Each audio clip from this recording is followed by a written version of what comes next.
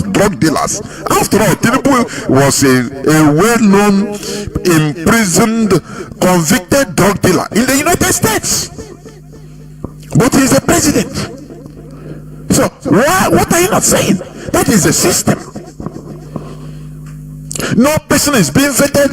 If you are too good, if you don't have any comma in your background as an individual, you cannot be promoted in the Nigerian politics. You cannot grow in the Nigerian politics. Never. They need criminals. Bukola Saraki, go and check his background. The former Senate Speaker of Nigeria, number 3 man of Nigeria. He was an armed robber. He was an armed robber. Not his support. He was an armed robber. Bukola Saraki. Many of them, look at them. Look at Wike. What was Wike? Wike was just a tout being brought into governance by Chibika Amechi. He was a hooligan. Is it okay? You want to hate only on Radio Biafra what you know, but you are hiding it. But these are truths. Look at all of them. You are one criminal or the other. You now grow in the Nigerian politics. You become welcome because that is how it is. So Boris Johnson came to Nigeria, to Imo State, and insulted everybody, and the people clapped for him. He said what the reality that is. I don't even see it as an insult, because he told everybody the truth. That Britain is bringing to you whiskey. You buy it with you buy whiskey too much. You huge quantities of whiskey. In return, they take your best brand, because you as Nigeria is incapable of retaining best brands, and that is what the Sokoto Caliphate wants. Pursue the best brands, I beg, so that they can be treating everybody as they treat Almajiris, and you cannot talk. After all, your best brands is in Europe, in America, all over the world spread. So that is what Boris Johnson told Nigerians face to face, and they will clap. They clapped. After all, a white man with blonde hair. Is it not your Jesus? Is it not your Savior? The thing remaining there is for everybody to bow down and worship him. Say, sir, Jesus.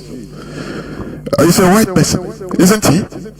He can tell you that in face, and you do nothing. You don't have a retrospect of what he told you. We have been buying you people with whiskey, with mirror. Today is the same thing. After going to 700 years, the story never changed. Only is in another dimension, but they are still doing the same thing. You call yourself a sovereign country, but your best brands are in London, in the United Kingdom.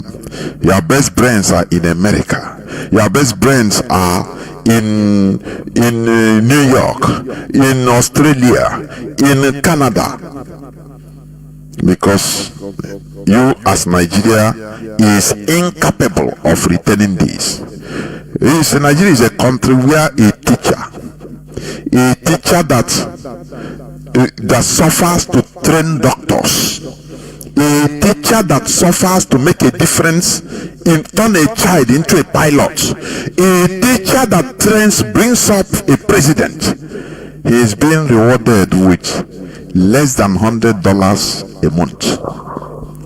Whereas the useless criminals and hooligans you call politicians are being rewarded in the best way with different, they change cars at will. I have played for you here the remunerations of a former governor, former vice governor, what they get. Every 2 years their fleet of heavy cars were changed, new chassis every 2 years. They are being paid for life. They receive remunerations for their meds, for allowances, for everything they do.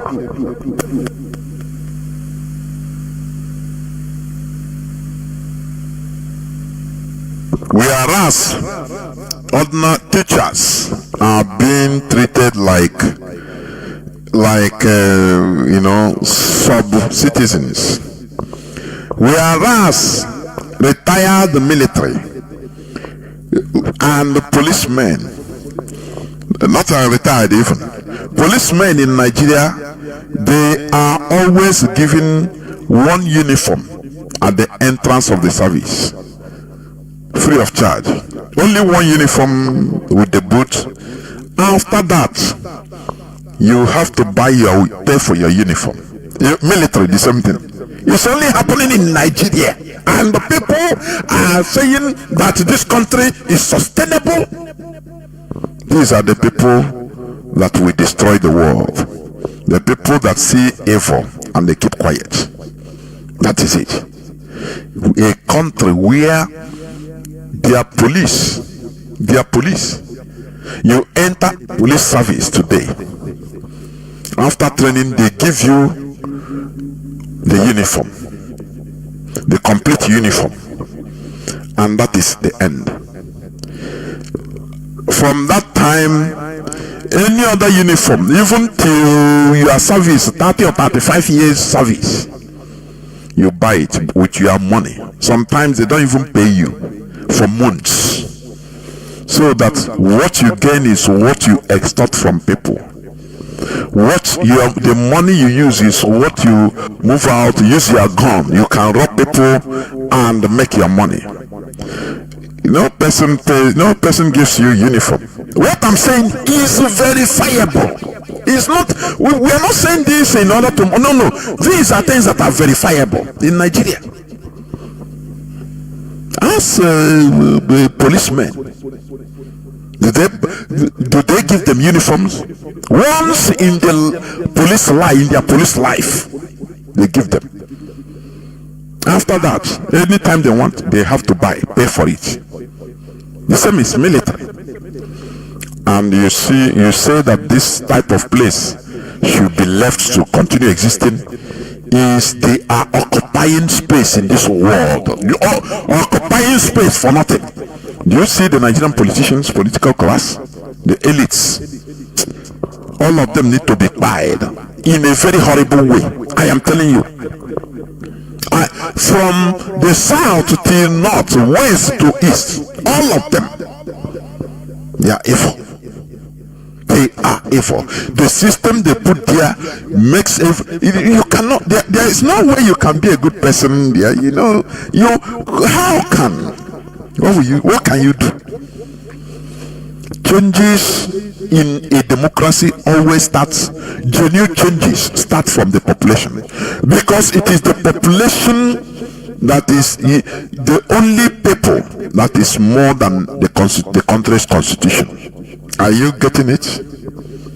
The constitution of a country is supreme, but in a democracy, the people is more supreme than the constitution. That is why in a democracy, people can rise up and go and bring down an elected president or prime minister, because the power belongs to the people. That is why you see it happen in Bangladesh, you see it happen in Sri Lanka, you see it happen in Mali, you see it happen in Sudan, you see it happen in many places. It is allowed, that is normal. But it can never happen in Nigeria, because this person will blame this person, this tribe will blame this tribe. They will use listen again, please. Is the reality. Yeah, this experiment did not work, and it's taking more lives than it's keeping. It's taking more lives than it's saving. Everybody is just like so many people in Nigeria. Let me just use for an example, the three major ethnic group in Nigeria. Sorry for others, it's not an insult, but It's just like these three major ethnic groups cannot get along. Even from that time till now, they still cannot get along. If anything happens, this one is blaming this one is blaming this one cannot support this one for the progress of the entity they belong to right now. It's just look ahead here, division here, after 112 years old. What do you think is it dividing the nation, or we can still keep it fooling ourselves? One Naikuroku here. I know, as you are in the zoo, you ask the right question. With all these things, do we divide the country, or we continue fooling ourselves? He said it to her. Do we continue fooling ourselves, or we do the right thing, or we go the way of Malaysia and Singapore to solve the problem? People, they always tell you, no, hey, look at South Sudan, no, it broke, and this and that happened, and they start war. It is better we even clash as a people, because there must be ricochet effect, temporary, but after everything, brothers must come back to the table and build themselves, because they have core value. The same core value. We are not excluding that, for example, Biafra comes today and everything is okay. No, it's not truth. It's not what we are telling you. Oh, from today, the day Biafra comes, everything will be bed of roses. No. If somebody was operated on surgical or had surgical operation, what do you think? Is the person immediately after? He will experience pain. It's normal. He will surely experience pain. But that does not mean that things are not okay. No. After the pain comes the healing. That is how things are. Because imagine Biafra is restored today, for example.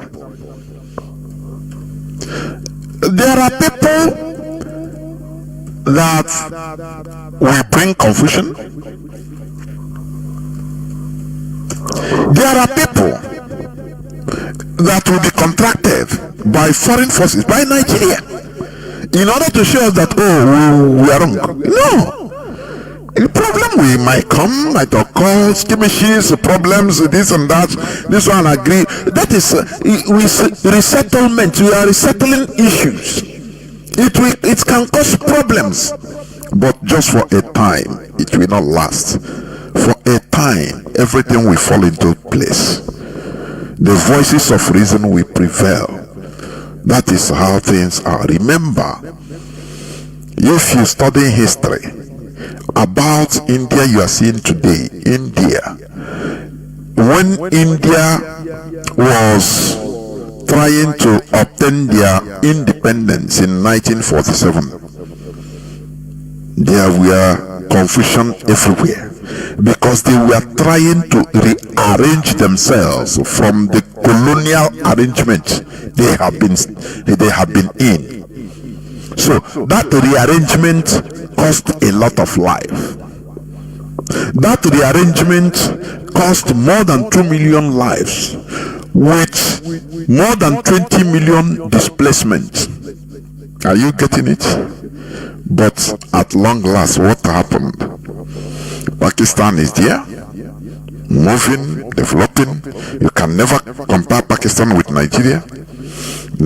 India is there, developing in their own pace. You can never compare India with Nigeria, but India was colonized like Nigeria. Britain tried to do to India what they did to Nigeria, to form a very big giant zoological primitive republic. But the people there, they are wise. They reshuffled themselves and said, no, we cannot dance to the tune of how these foreigners, the Europeans, kept us. It's impossible. No. And they reshuffled themselves. That reshufflement took lives. More than 2 million people lost their lives. More than 20 million were displaced. They moved up and down. Refugees. But today, if you have kidney problem, they say fly him to India. If you have any slight, you go to India. India is a nuclear power, same as Pakistan. You can never compare India with Nigeria. Never. It's incomparable because they did the right thing. Those things that Nigeria don't want to do. That is it. So, you see, even the people that attended that so-called Imo State Economic Forum, look at them. All of a sudden, all of them, everybody is investing. Is paper investment, lip service. All these things are in order to showcase that they are doing something. All these things are happening in order to calm our people because of the agitation that we are doing. That is true. To tell our people that look, there is a future in Nigeria. Let there be investment everywhere in Imo State. So do not join IPOB. Disregard what they are saying. It is propaganda. So don't worry. As long as we are in Nigeria, there will be development. There will be investment everywhere. Continue. Just continue having hope, and you continue. Tomorrow is Sunday now. You go to church and pray. Maria for Nigeria. You will continue praying. You go pray, tire. Nigeria no go nowhere. They call themselves giant of Africa. If you are really, do you know that Boris Johnson can never go to a place like India and make this statement?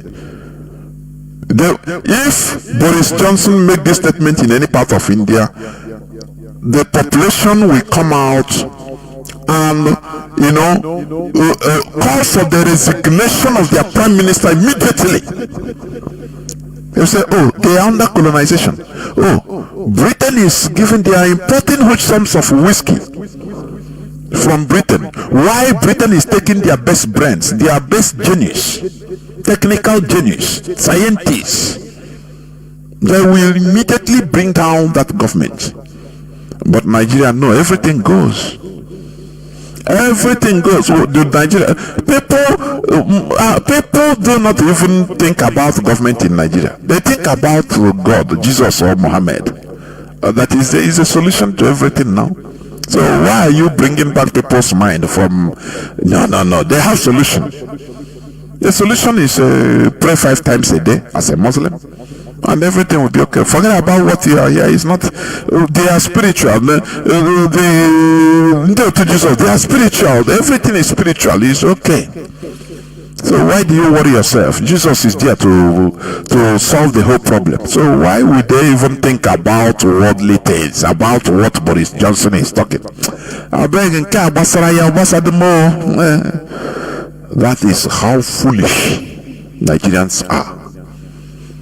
And this foolishness is affecting everybody. Tomorrow he will sell everything he has or take his last money and apply for visa to UK and go to UK. God have done it for him.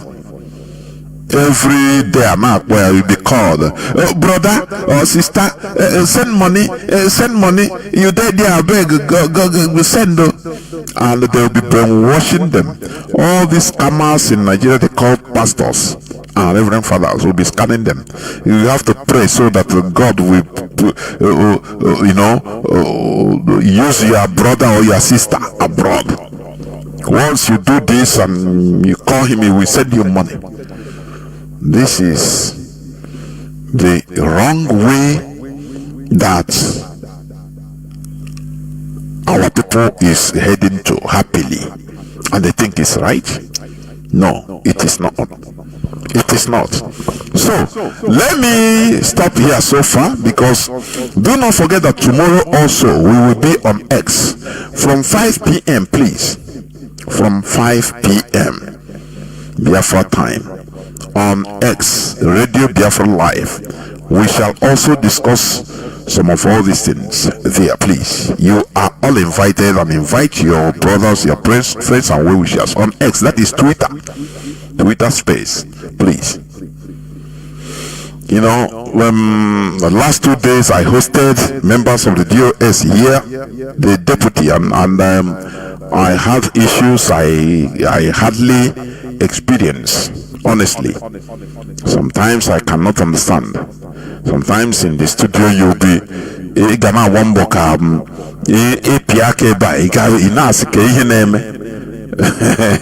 it was highly hectic, but anyway, the message was passed, and as you may know, they will be coming from time to time. That is it. So, as I said, today being the 6th day of December, Obochi KC, no 1 December 2025, Obochi Nkwo, the topic remains the Sokoto Caliphate manipulations. That is the series we have been treating, and we must continue treating it, please. And you know, they are trying. The Sokoto Caliphate has been trying in order to manipulate, to call this Christian genocide. That no, it is not, it is this, it is that, and they are trying to carry Nigerians along as usual, because they saw Nigerians, the Sokoto Caliphate, they saw Nigerians as, manipulable idiots. I am telling you, manipulable idiots. You can use anything to manipulate them. Are you getting what I'm saying? That is why they use anything. They can use anything to manipulate them. They can use anything. Look at Nigeria, our Nigeria. Don't allow foreigners to come. Oh, they are coming for our gas. Our oil and gas. That is what they are coming for. No. And the Nigerians will just fall in like Uluku. Uluku. Are you getting it? Now let me play. I played this before, but let me repeat it.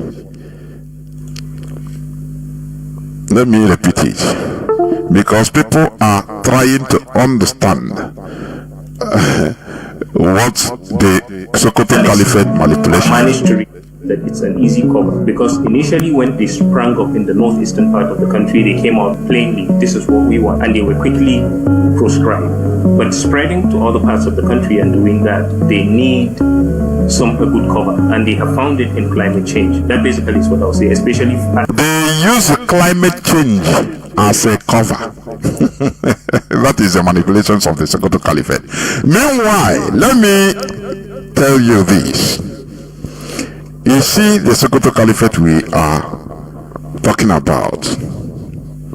Let me also play this first before I dive in. Although I will try to limit the time. Please listen. You see, the Sokoto Caliphate must be dismantled. I initiated this a few weeks ago. We must continue. You see, sometimes you come to this platform, when you open your mouth, sometimes you don't even know what you are saying. But after you find out that, look, like sometimes I used to listen to my broadcast. I said, did I really say this before God and man? Did I really say this?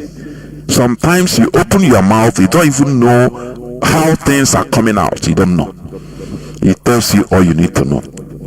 You see this Sokoto Caliphate. Mazi Nnamdi Kanu said he won the Caliphate that for trying to touch the people of Biafra, trying to impose, to colonize us, that they will be pursued by the Hausas, by the Northerners. You see the Caliphate. Listen to this. Listen. This is now in America. Listen. The highest level. I know you have listened to it. Listen, but listen. Immediate investigation, the highest level, with the consideration of declaring the Sokoto Caliphate an international terror organization. Sokoto Caliphate, they're trying to declare it an international organization. And later I will tell you why it should. I will tell you why it should be declared as an international terrorist organization. Because let me tell you, the Sokoto Caliphate has no space in this 21st century. It is outdated, and it is outdated. Listen again. Immediate investigation, the highest level, with the consideration of declaring the Sokoto Caliphate an international terror organization. And treated as such.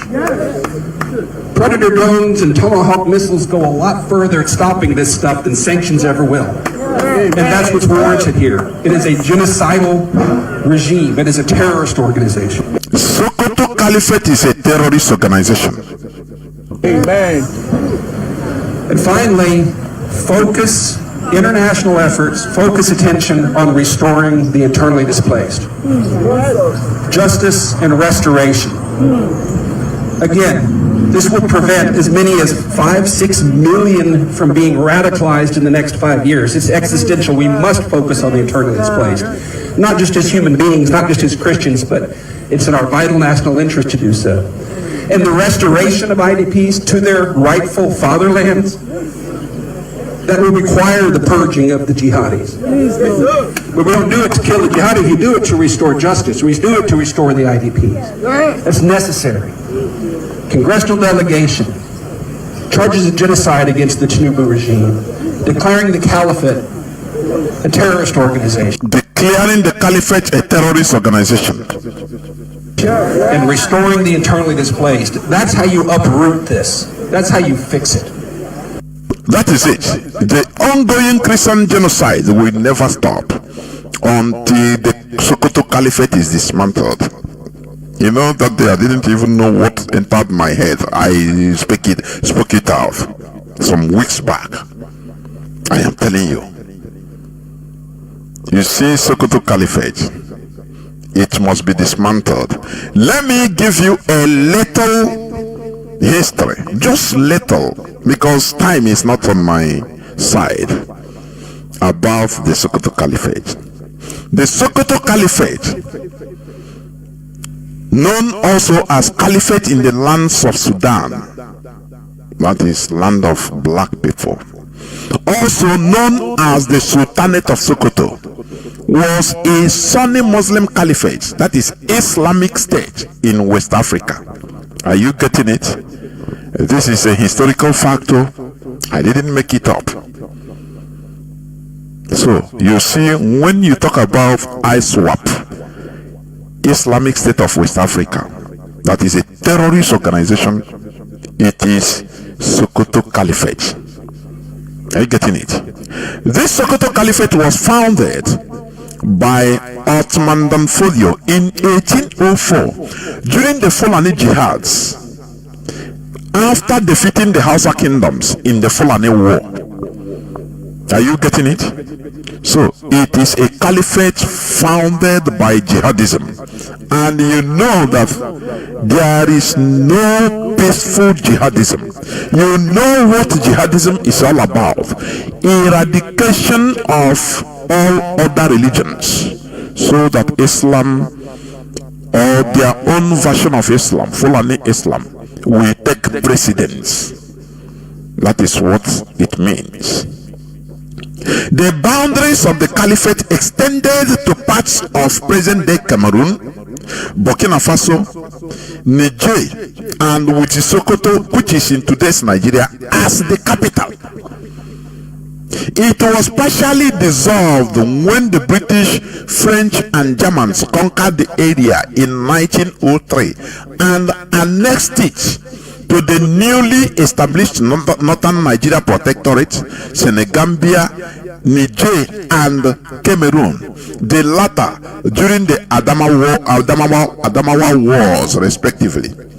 That was how the Sokoto Caliphate was decapitated, because it extended from the present day Nigeria, that is Sokoto, down to Cameroon, down to Niger, down to even Senegambia as the Sokoto Caliphate.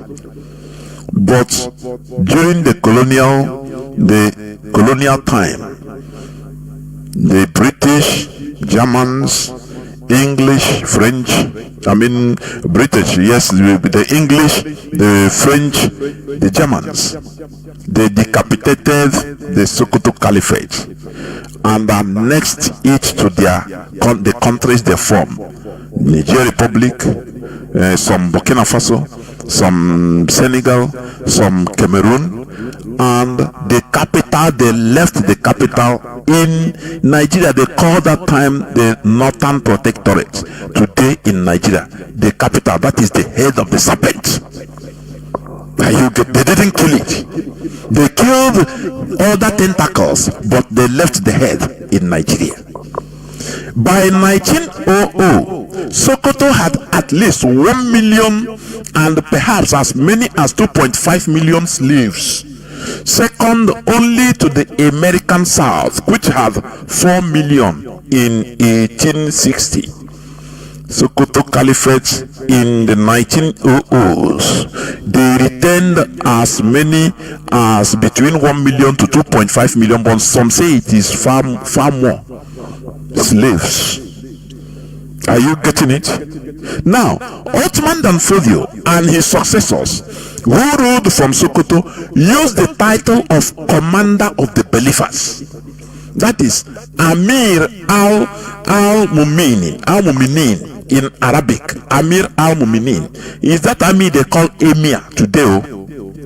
Emir, the commander. Amir al-Muminin in Arabic, Sarikin Muslimi in Hausa, Lamido Jube in Fufude. So that when you hear Lamido Sanusi, is Fufude, is commander. That is the meaning. The townspeople of the capital, Sokoto, were known as Kadirawa followers of the Kadriya Sufi order. It was called the Fulani Empire. This Sokoto Caliphate, it was not originally called the Sokoto Caliphate. It was called the Fulani Empire until during the 1960s. Are you getting it? In 1964, to be precise, in 1964, the label Sokoto Caliphate was introduced by a British historian and a medical anthropologist by name Murray Lass, and became the most widely accepted name. Before, it was known as Fulani Empire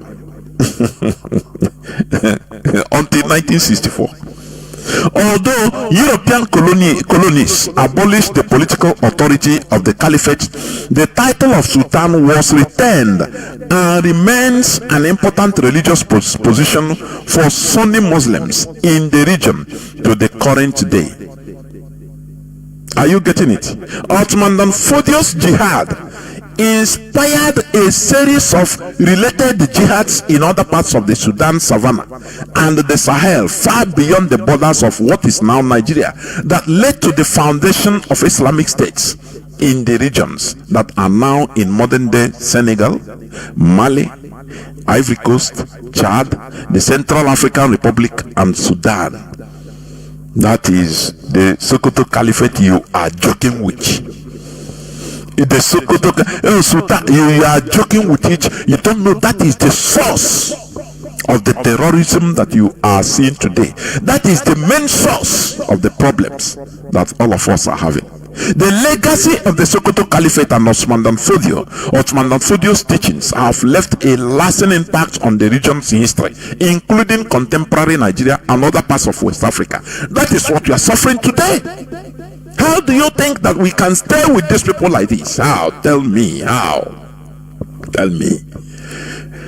Tell me. Let me give you some example, because I say I will not. I gave you the just a little synapse of the Sokoto Caliphate. The brief, just very brief history, for you to understand that what is happening today, even not only in Nigeria, even in far away Burkina Faso, in Mali, it is the institution of the Sokoto Caliphate that is taking place. They continue this jihadism. Do you think that in jihadism, in jihad, the Romans? No, they kill. Are you getting it? This is why the people in the high places in Nigeria are this Islamists, Salafis, complete Islam, people that have no reason being in governance, even being outside, people that have no need of being in the 21st century daylight. They are there controlling Nigeria. And I'm happy that some American congressmen and women are understanding what is happening in Nigeria, that the problem is the Sokoto Caliphate. It must be dismantled. Are you getting what I'm saying? It must be dismantled. That is the truth. You see, the clip of Pastor Emmanuel Bosu I used to play. You see the clip. Now, Babangida in 1985 or 83 dipped his hand and took $21 billion from the Nigerian coffers and gave to OIC for the complete eradication of non-Muslim religion in Africa, particularly in Nigeria. What do you think? And you are looking for your problem elsewhere. You are looking for this Boko Haram, they are killing people. Government, come and help. Who is the government? It is the government that is sponsoring them, because that is how Nigeria is meant to be. Do you ask yourself, why is there Muslim ticket? Because they see the complacency, the indignity of the so-called Christians in Nigeria. Give them money and do anything you want, because what they want is money. So the caliphate is on the move, but today the caliphate must be stopped. Let me read this news headline, which was on April 14th, 2021. April 14th, 2021. You can go and Google it. It's still there. This is about Isa Pantami. He said, the headline read, I support terrorist groups like Taliban, Al-Qaeda, not Boko Haram. Minister Pantami. This is April 14th, 2021. Now, let me read a bit. Though Nigeria's Minister of Communications and Digital Economy, Isa Pantami, denounces any allegiance to Boko Haram, he expressed support for the global extremist group, the Taliban and Al-Qaeda. That is the person that was hired as a Minister of Communications and Digital Economy. He had a degree in Quranic teaching. He handled every Nigerian data. That is why everybody's personal information is in the hands of the terrorists in Nigeria, for your information. Are you getting what I'm saying? Because Nigerians are fools. Nigerians, because of the hatred of Igbos, they become more gullible than anything. They hand over the data. Do you know what it means, data? Let me tell you. You see, according to reports, You see that brigadier, that General Buba, which they killed, the Boko Haram captured him, where they killed many hundreds of Nigerian military personnel. They captured him and the commander. They executed him summarily. You know what happened? When the terrorists attacked the movement, do you know what the general is? Do you know what it takes for somebody to reach the rank of general? But a general was abducted and killed by the terrorists.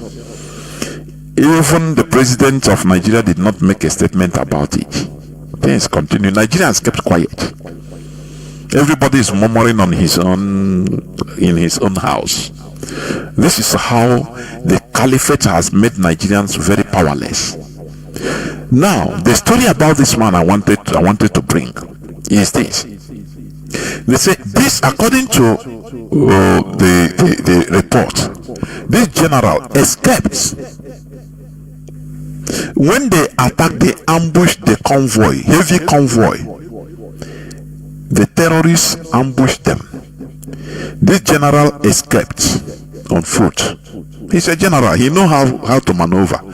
And people, they thought that he was being among the dead, but he contacted the headquarters. He contacted his colleagues that I am alive. I need to be rescued. I'm alive somewhere. You know, when he made contact to the seniors, the senior military, you know, his direction, his location, they know the location. Now you know what they did? They related his location to the terrorists. So go, and he so place, latitude, so longitude, so go the precise location where he was hiding, waiting for his Nigerian government military, his colleagues, to come and take him, either by chopper or by anyhow. Who came? The terrorists. They say, we know you are here. They came and called. They say, where you the wrong go? That is a place that you want security. No, I ask you. That is a place you are expecting for you to be secured. I think Boris Johnson, he have come and say, I feel safe in Nigeria. But his convoy, the convoy protecting him was top notch. But he felt safe. He didn't come down and say, no, I feel safe. Let me go by myself. Let me go by road. Only me. From Onisha to Benin to Lagos. No, let me feel Nigeria now. I'm safe. Everybody is now around Nigerians because they are stupid. As a Nigerian, you are not here. I'm telling you. Everybody now, you know. So they related the location of the general. And the general was there, confident that at least he have contacted his people. They will come within minutes to come and rescue him. He did the normal, you know. Even, for example, they shot a military, for example, American military pilot. American, for example, they shoot a chopper, American marine chopper, down behind enemy lines. If the pilot is alive, he will signal his location. You understand? He will signal his location to the headquarters. And now they will now advise him what to do and wait so that they will come and rescue. It's normal standard procedure, military procedure. The man did it thinking that he is serving Nigeria. If you are serving Nigeria, you and believing in Nigeria. Nigeria never happened to you. Nigeria happened to Buba, and he is not alive to tell the story. Had it been he escaped from the terrorists, he would have explained the hard way what happened to him, how they sold him. Are you getting what I'm saying? Buba relayed his information. He used his radio. It's a standard military procedure. He used their safe radio wave, communicated his people, the headquarters, where he's supposed to communicate. That don't I'm alive, because that is the first thing to do, to tell your people that you are alive. So I need rescue. Instead of rescuing him, the Nigerian military hierarchy, they relayed his information, his location, because it's very easy. They told him, wait, we are coming to rescue you, don't worry. And they relayed the information to the Boko Haram. His exact position, they relayed it. They went there and picked him direct. Nigeria happened to him, a general, and they killed him like a mouse. Now Nigerians have forgotten that Issa Pantami, who was a complete terrorist, is he in prison? The answer is no. Maybe he's holding another unknown post in the Nigerian federal parastatal. Who knows? He disappeared, went down. No Nigerian is, bold enough to talk about it. No, it's IPOB. Now let me continue. Let me read a bit again about Pantami. This news was on 14th of April 2021. Now, this jihadist, according to Pantami, that time, this jihadist is an obligation for every single believer, especially in Nigeria. Mr. Pantami said in one of his vicious sermons in the 2000s, "Oh God, give victory to the Taliban and to Al Qaeda." But he was made a minister, and not an ordinary minister, not minister for health, no, a strategic minister that handles the Nigerian population data. Do you remember when they take, when your VPN, not VPN, sorry, NIN, National Identity Number. You use it to buy phone SIM card. Do you remember when it was very common? They will use your NIN, give to terrorists or kidnappers. They will use it, commit crime, commit their terrorist activities, look for, collect ransom, millions and millions of naira. You will be in your house, they will come and collect you, say it's you, because they use your data. Your data is not safe in a government that you trust, that's supposed to protect you. Your personal data is not safe. Courtesy of who? Is in the hand, your data is in the hands of terrorists. Pantami is the chief. They hold 200 and something million people's data, personal data, is in the hands of terrorists. Do you know that? Do you know, when I played the clip here, the voice of one Igbo man in Abuja that was shouting, he said how they are arresting and sometimes even imprisoning and murdering some Igbos for crime they did not commit. He said because he is working in the data office, that people are coming complaining that their data is compromised, somebody used by this and that. Their brothers will be saying, no, this my brother, they arrested him, say he's a kidnapper. He has nothing to do with kidnapping, say he collected ransom.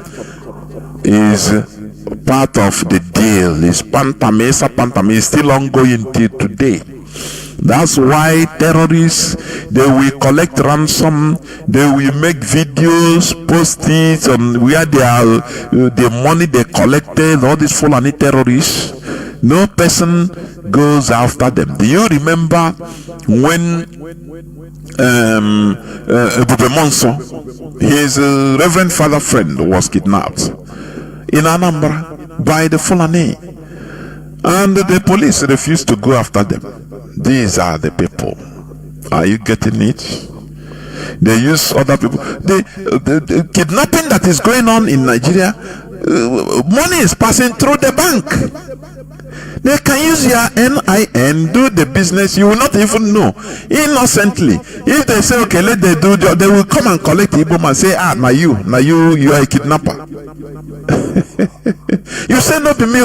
Before you know Nigerians are evil. They will say, beg, kill him, na them. See us, he dey fine, he dey nice, he dey blow, he dey ride nice car. Na him. They condemn you without anything. That is how wicked Nigeria is.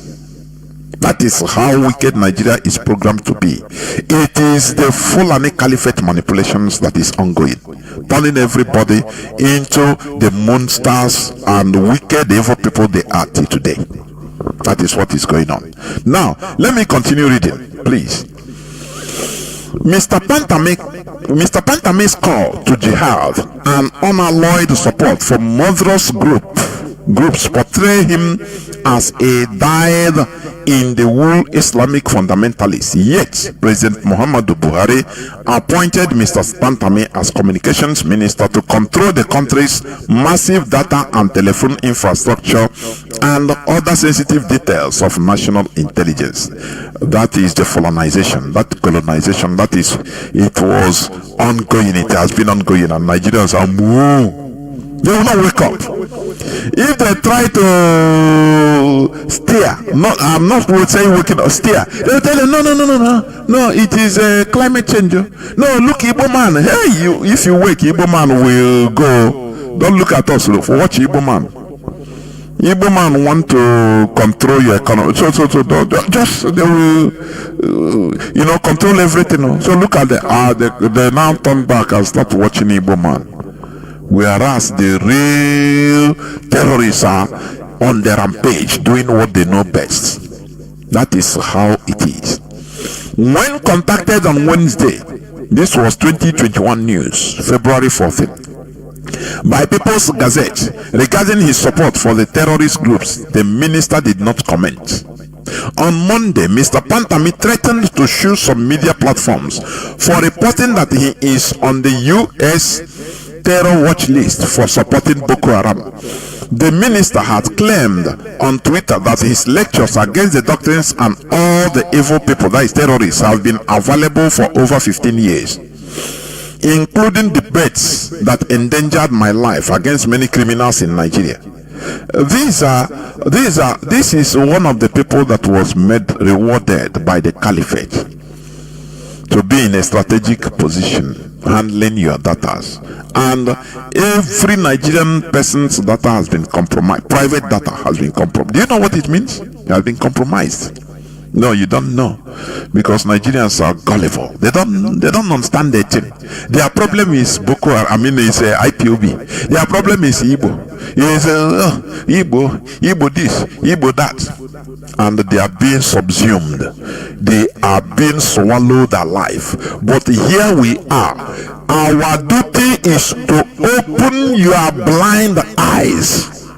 If you really want your eyes to be open, to make you reason, to understand the problem. Now, let me continue reading. But he failed to acknowledge that he is an avowed supporter of the Taliban and Al-Qaeda, as revealed in a 2019 academic document debating Boko Haram seen by the Gazette. Mr. Pantami invited Muslims, especially Alus Musuna, that is Salafis. Do you know Salafis? These are the terrorists, Wahhabis, Salafis. In many countries, even in Egypt, you see these Salafis, they are all in jail. In different parts of North Africa, they are all put in prison. All these Salafis, even notwithstanding that they are Muslim countries. Even in Saudi Arabia, Salafis, they are in jail. Or they expel them to go outside, do your dirty job outside instead of doing it here, because they know what Salafis can cause. They are terrorists. Are you getting it? Even Muslim countries don't allow them to be in their country.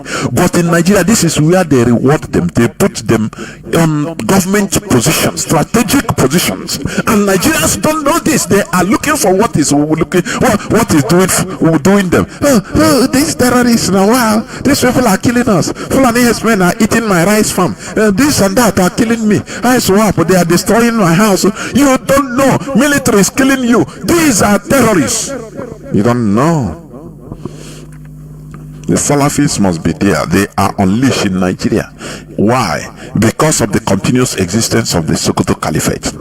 In order to make sure that they Fulanize everybody using Islamization. Remember, the Sokoto Caliphate came into being. That name Sokoto Caliphate was named 1960s. Before it was Fulani Caliphate, Fulani Empire. Are you getting it? They destroyed the caliphate everywhere, but the head remained, the capital remained in Nigeria. They left, Britain left it. They know that they will continue their job, and that is what they are doing. So, in order to digress attention, Boris Johnson have to come to Imo State, to Nigeria, not only to Nigeria, to Imo State, in the heart of Igbo land, in order to tell Trump that everything is okay. Don't worry, things are okay. No, I'm safe here. There is everything here. No problem. You don't know that messages are sent. These are what we IPOB, we have eagle eyes observing, alerting you Nigerians that are gullible only if you can listen. Only if you can listen. Okay, let me continue reading what Pantami said. This jihad is an obligation for every single believer, especially in Nigeria.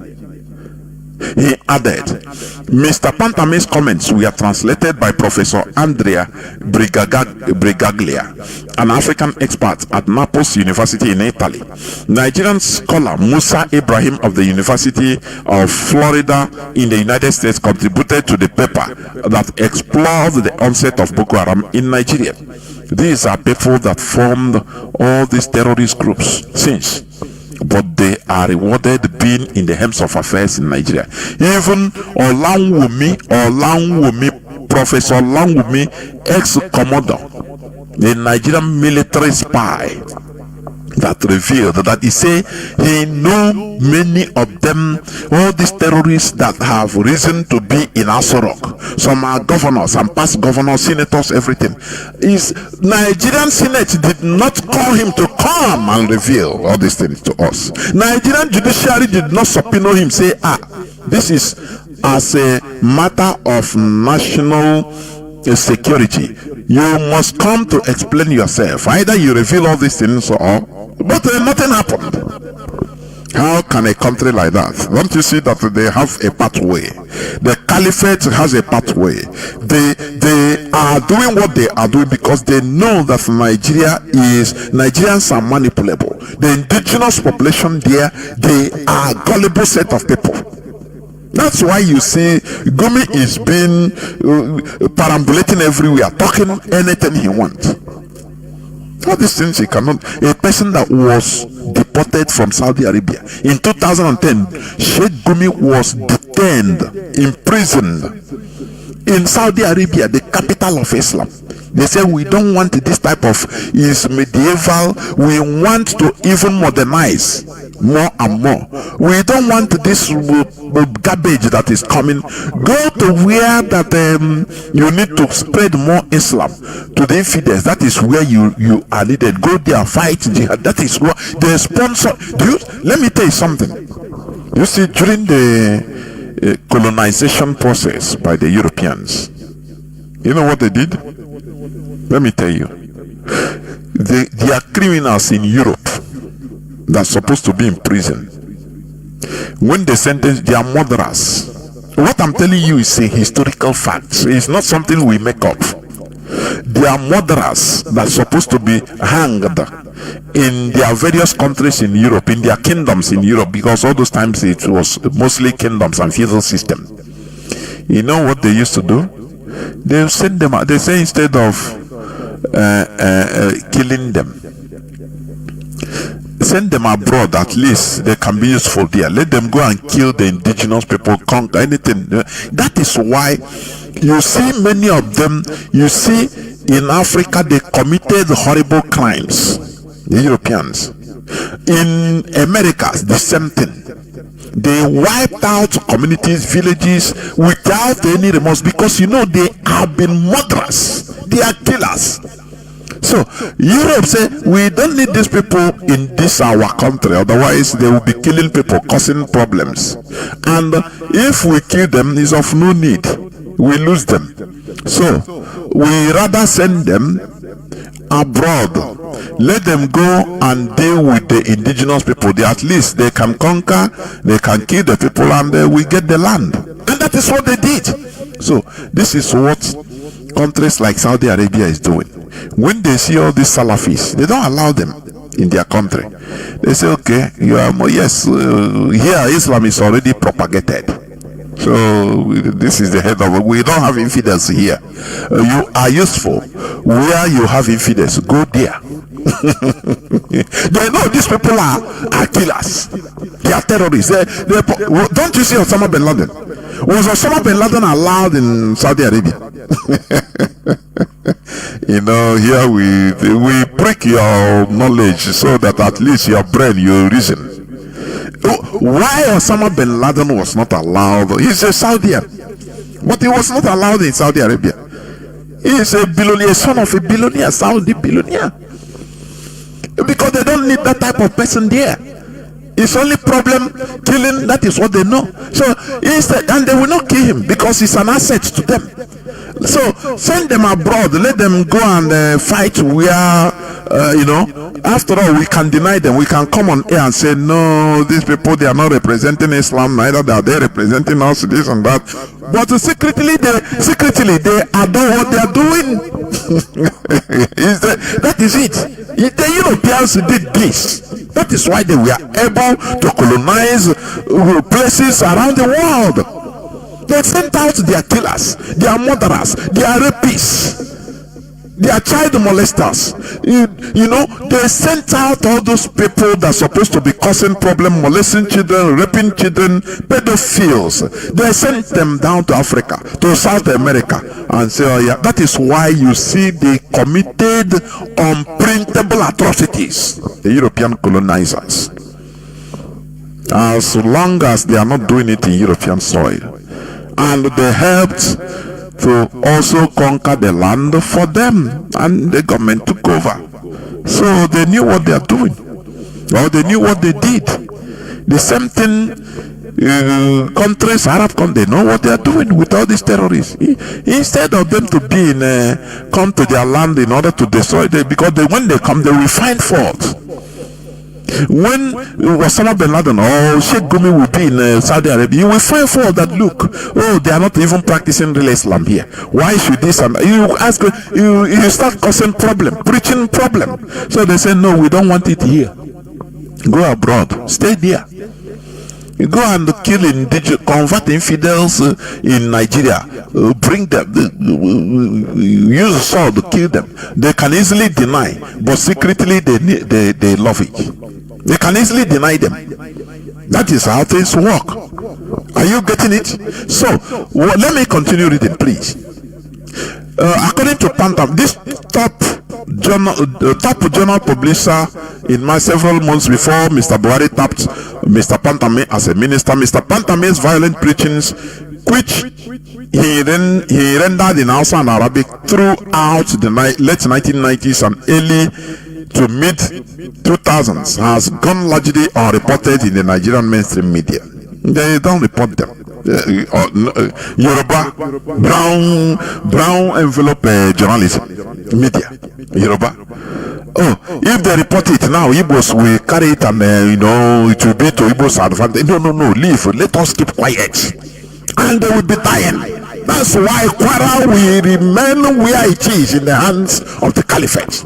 Because all their problem is Igbo. As long as they are on top of Igbo, they okay. Even if the Fulani, they are killing all of them. Oh, no, Igbo, no, don't worry, because if we arise against the Fulani, Igbos will also get more power. So let us join them. Don't you see, even the Daddy GOs, Yoruba Daddy GOs, they refuse to come. They say there is no Christian genocide. The Bible, don't you see that? Don't you see him? Don't you hear him? The Pharisee, all of them, all of your Daddy G are gods of man. They all refuse to comment upon what is going on against their members, against Christians, their fellow Christians, for you to see how bad things are. Mercantile Christianity, that is what is there. And the deep hatred that anything they do, it will benefit the Igbos. It will instead let all of us be suffering it. That is the people that will destroy the world. You saw evil, you keep quiet. Yeah, silence is complacency. That is what it is. The speech, which is about, okay, let me continue. The document details how Mr. Pantami offered himself as a volunteer to mobilize the Hisba police of the North, requesting to be appointed as the commander, that is commander of a military, ready to travel to Yerwa Shendam in fight in defense of the Muslims. The speech, which is about 20 minutes long, concluded with the prayer, "Oh God, give victory to the Taliban and to Al-Qaeda." This is the person that was your minister in Nigeria. And the Yoruba media kept mute. They didn't report it as it should. They kept mute. No, Igbos will benefit. Let all of us be suffering. After all, we get Lagos. After all, Lagos is in Yoruba land. No problem. We get the airport. We control seaport. No, we are sitting on the Igbos. They are okay with it. Evil black people. Evil. In your job, in your job. Evil is evil. This is the person that was that was your minister in Nigeria, in charge of your private data. Do you know what private data means? Do you know what it means? All the Nigerians people's private data are in the hands of the terrorists. Are you getting it? Now, let me, because time is going, let me also read this other news headline. Let me just read it a bit. Okay. Let me read it a bit. How Attorney General of the Federation, Malami, I think it's Malami that brought renditioned Mazi Nnamdi Kanu to Nigeria. Do you see that? He was handy. His former AG, Malami, denies terrorism financing, claims he was involved in lawful professional engagements. What is the lawful? This is December 6th, today's news headline, yes. Let me read a bit. These are terrorists, non-terrorists. You know, America have their list.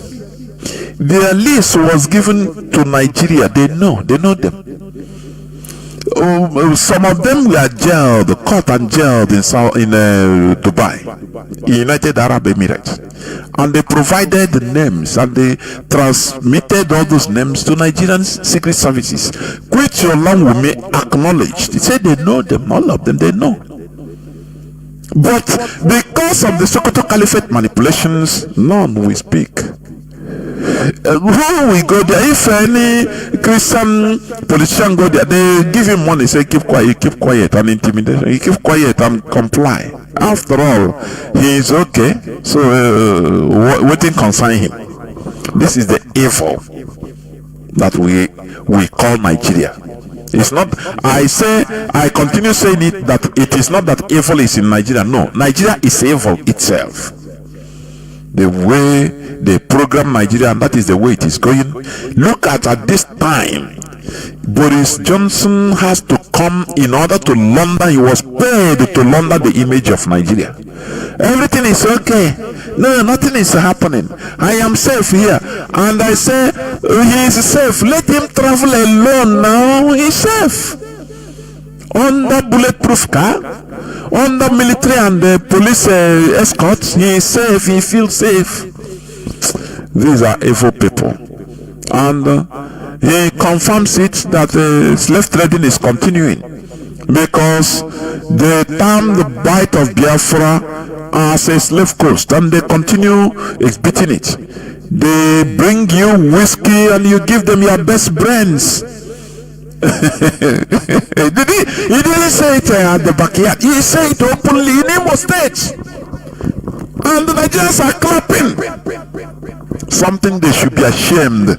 If it is a country, if Nigeria is a country, immediately this man made this statement, they will come and call for the immediate resignation of Tinubu. They will put down the whole politicians. But how will they do? Nothing. That's why this man said Nigeria remains unsustainable.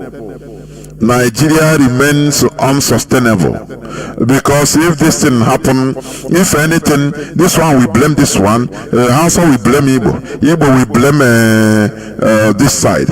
Listen again, please. I'm saying this man, I'm telling you, he said it as it is. I love this speech. Listen.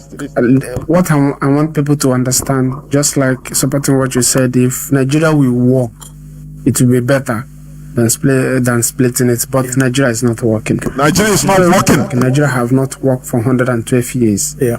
And since the independence of Nigeria, it has not worked. When is it going to work again? Yeah, this experiment. Tomorrow is Sunday. No, 2026 is your year. That is what we will hear tomorrow. You dip your hand inside your pocket. They will give them fake hope. It's working. No, once the Fulani terrorists, they kidnap the whole village, and it's only you that is remaining. You come and give testimony. Oh, it's working for you. Others don't have faith. God loves you more than that. God that will allow others to be killed and leave me. I don't need that God. Are you getting it? That is what they are going to tell you. Tomorrow is Sunday now. No, don't worry.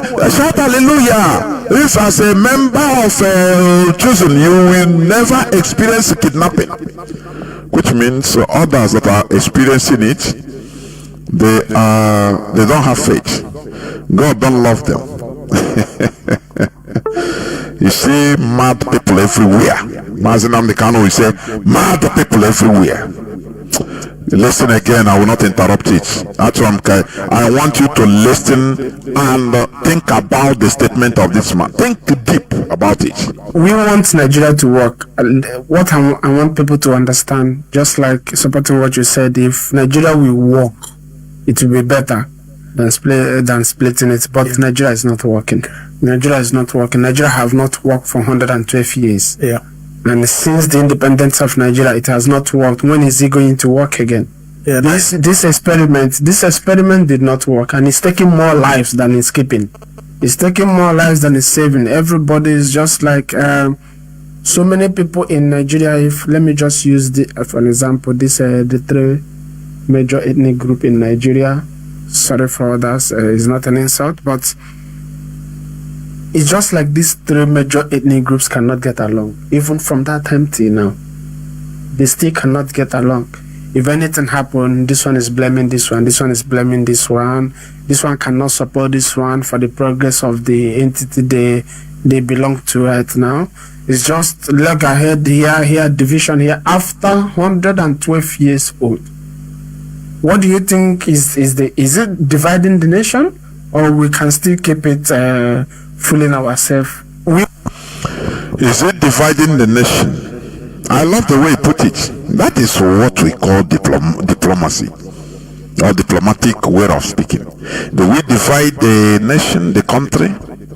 Or do we keep on fooling ourselves? Now the option is yours. If you said no, we don't want to divide. It's okay. Let us continue fooling ourselves. You have it's your option. Because that is correct. Fooling ourselves. No, I said tomorrow. I'm gonna get that. No, don't worry. Pray. 2026 is your year. Things will work. Pray for Nigeria. It will work. Any church you go, they are telling you to pray for Nigeria. Please, if you have the opportunity, raise your hand and ask the pastor, please. Nigeria has not worked since 112 years, since 1914 till today. Do we continue deceiving ourselves, or do we break Nigeria? Do we allow Nigeria to be broken so that we take charge? We take the bull by the horn, or do we continue deceiving, praying? Because your continuous prayer every time do you pray with the empty hand? No, tell me, tomorrow you are going to church. You are already mapping out what you are going to give. Who is taking it? You know you are giving God. No, they are giving God. But you see a pastor that is shining. A guy goes on the best car than the members. A pastor is a shining, wearing anything. But you are giving God, right? So he is God, or he is representing God. Honestly.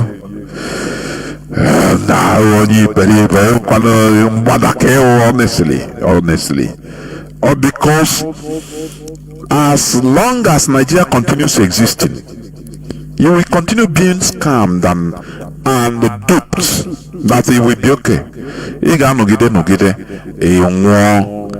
Your generation coming, your children will continue suffering the thing. Why not we tell ourselves the truth? That is why Radio Biafra is being established, so that we tell ourselves the truth. Even if it's bitter, but it heals. Are you getting what I'm saying? You see bitter leaf, olubu. It's very bitter, but it has many healing powers. It has many healing substances. Are you getting it? But put it in your mouth or drink the water. Ooh, you want to bring it out. But it heals. It's an antibiotics. It has many healing qualities. That is how truth is. When you hear it like this, you don't know why, but here's that is the reality. But that place you are going to go tomorrow as your church, they will tell you things you want to hear. They will tell you things you want to hear that will give you fake hope. Are you getting it? It's just like sugar, white sugar, very sweet. Little cup of tea, 1 quarter, liter. Just carry 10 cubes, 20 cubes of sugar, put it. It will be tasting sweet, but that is what kills. That is what they are giving you tomorrow. No, everything will be okay. No, Nigeria, no, we continue. There is hope. There is no hope in Nigeria. For your information, ask the person, or you are so-called man of God, we don't have electricity. You build your house, you put your own solar system. A country like that with vast natural resources, you don't have a constant electricity. Don't have. Some places they have only 1 hour electricity in 1 week. Some they don't see. And you say, no, everything will be okay, continue hoping. No, the man is giving you hope so that you give. Once you give, next Sunday you come again, you give again, you continue giving. You continue working as a slave and giving. Do you know that church is like a government? Church is a monarchy, where the supreme being appoints his representative. That is your pastor, that is you. Which you don't need to ask. You don't need to challenge. You don't need to ask questions, because he knows more than you in everything. He is seeing what you are not seeing. He is seeing spiritual. Are you seeing spiritual? It's a monarchy. They must have, your monarch must have something that is more than you. That is how monarchies work. That is why they say it's divine appointment. That is how they put monarchy. You go, you bow down.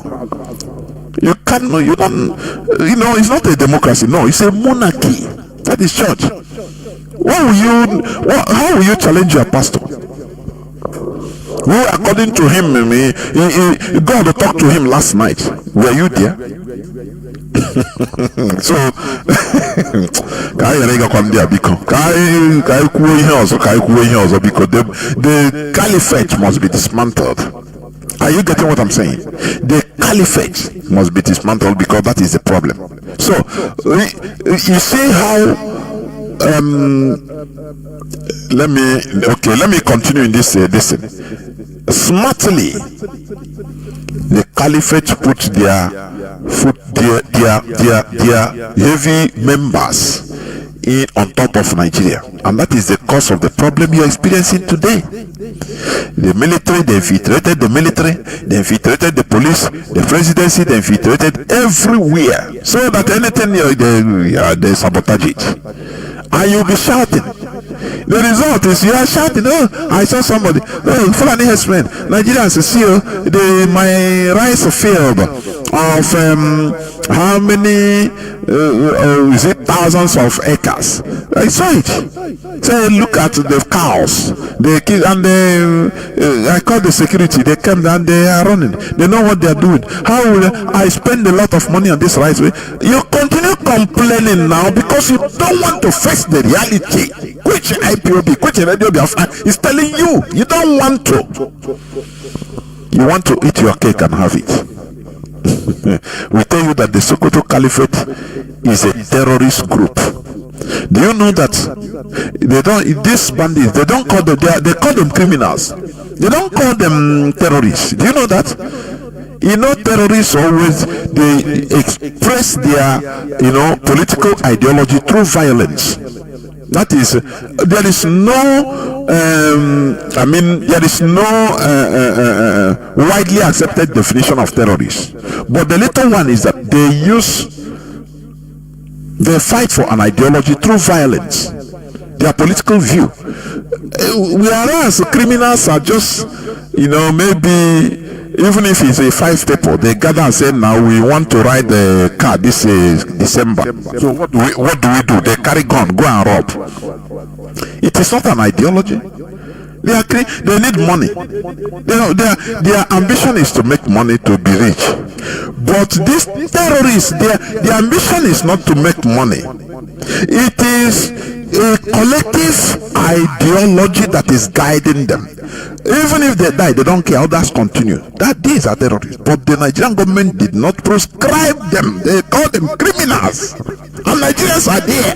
But whenever they talk IPOB, that is doing something legal, self-determination, they call it proscribed, and Nigerians are laughing, they're clapping. Yes, proscribe, and they will proscribe them. They want to divide Nigeria. So the so-called sovereignty of Nigeria you are protecting. Okay, which one is better? For Fulanese to be killing you every day, invading your house, killing you, raping your children, raping your wives, your sisters, your children, killing them, sacking your community, and you said no, it's good. Let us say we are sovereign. Which kind of sovereignty where a country cannot protect her borders? That is the question. Somebody asked this question, say, look, how can you call in Nigeria? They are incapable of protecting their border to control the influx of these Fulani terrorists that are coming in. Mahmouda coming, Lukarawa coming, Raiswap, everything. But they can pinpoint when to far away Kenya, thousands of kilometers to Kenya, in order to pick Mazi Nnamdi Kanu. What does it tell you? And some Nigerians are clapping. Nah, they are walking. But the terrorists that are in Nigeria, they don't know when helicopter come to drop ammunition for them. Nigeria, they are blind. No, their radar is not working. They don't see them. They don't know. The force they are using, no, they don't see them. And I don't know here, but it's good. Let everybody be suffering it. As long as people are keeping quiet, as long as people are, watching only IPOB or Igbos or Biafrans, but they are suffering and smiling. It's okay. Now, let me read. Former AGF Malami denies terrorism financing, claims he was involved in lawful professional engagement. Let's see, what is that professional engagement? That is a question. Former Attorney General of the Federation is today's news headline, please. And Minister of Justice Abubakar Malami's son has formerly, all these people's son, senior advocate of Nigeria, quota system. Look at him. Maybe when you check his biography, he has a degree in Islamic studies. That is what made him son. Has formally rejected insinuations linking him to alleged terrorism financing. In a detailed statement on Friday, that was yesterday, Malami claimed that at no point in his public life, during or after his tenure, has he been summoned, questioned, targeted, or investigated by any security, regulatory, or intelligence authority in Nigeria or abroad in relation to terrorism financing. No, he said at no point in his public life. You see, there is a command there. You know, we have eagle eye. Why didn't he say at no point in his life? He said his public life. They can deceive Nigerians, but not IPOB. Why didn't he say at no point in his life? It's better than saying at no point in his public life, which means at no point in his public life, yes, but in his private life, he didn't deny. Do you see how when they try to meander, we catch them? I state clearly and unequivocally that I have never at any time been accused, invited, interrogated, investigated, or charged by any security, law enforcement, regulatory, or intelligence agency within or outside Nigeria in respect of terrorism financing or any related offense. The former AGF asserted. The retired military officers, you see how they get their posts. All of them are military officers. The Fulani. Sheikh Gumi, he retired as a captain, and his son is there. Even Sheikh Gumi's father was also a military official. Are you getting it? All of them. Look at them. They're full in the military. There is something Britain did during the colonization. Are you getting it? There is something Britain did. While our people, Igbos, were pursuing excellence, going to school, trying to learn things, different things, production, everything. Now entering, if there any of them that wants to enter into military, he will enter as a cadet officer. Are you getting it? Now, Britain was doing the groundwork, laying the foundation. They were pushing the Northerners. Almajiri is to troop into the military. Do you see that? Because they are looking for tomorrow. They are working for tomorrow. They know that he who has the barrels of gun has the power. Our people, we are studying, thinking that they have a country. Oh, Nigeria, all of us are one. Then we are studying excellence, teachers, engineers, doctors, which is normal in a country. Now, any few of them that wants to enter military, he will be a graduate, a professional, and now enter into the military. Like even our late general, Ojukwu. Enter as an officer, as a learned in your field, as a professional. But Britain said, leave these people. No, be with the hand. They continue encouraging the illiterate Almachiris, pushing them into the military, because they know that they are heading somewhere. And they are seeing it today. When they killed in 1966, they murdered more than 300 Igbo officers. When we say Igbo, not only Igbo per se now, but Efik Ibibio, because our last president of Biafra, Efiam, he said it He mentioned it that he ran. When he ran away from the north to escape being killed. He escaped like some other officers. So when you hear Igbo, not only Igbo, but because for the northerners they refer both the Jews, they refer everybody as Onyamni, as Igbo man. The same way you can see somebody from Middle Belt, you say it's an Hausa in our land. It's the same thing. You say an Hausa man. Whereas even the person you are calling Hausa is not, it has nothing to do, he tell you he's not an Hausa or a Fulani. Even Fulani is also targeting and killing them. But you refer to them either Hausa or Fulani, because these are the ones you know. So the same thing in the north, they know mostly Igbos. They call Onyamiri, all of you not the same. Even Benin, they call everybody Igbo. It's like that.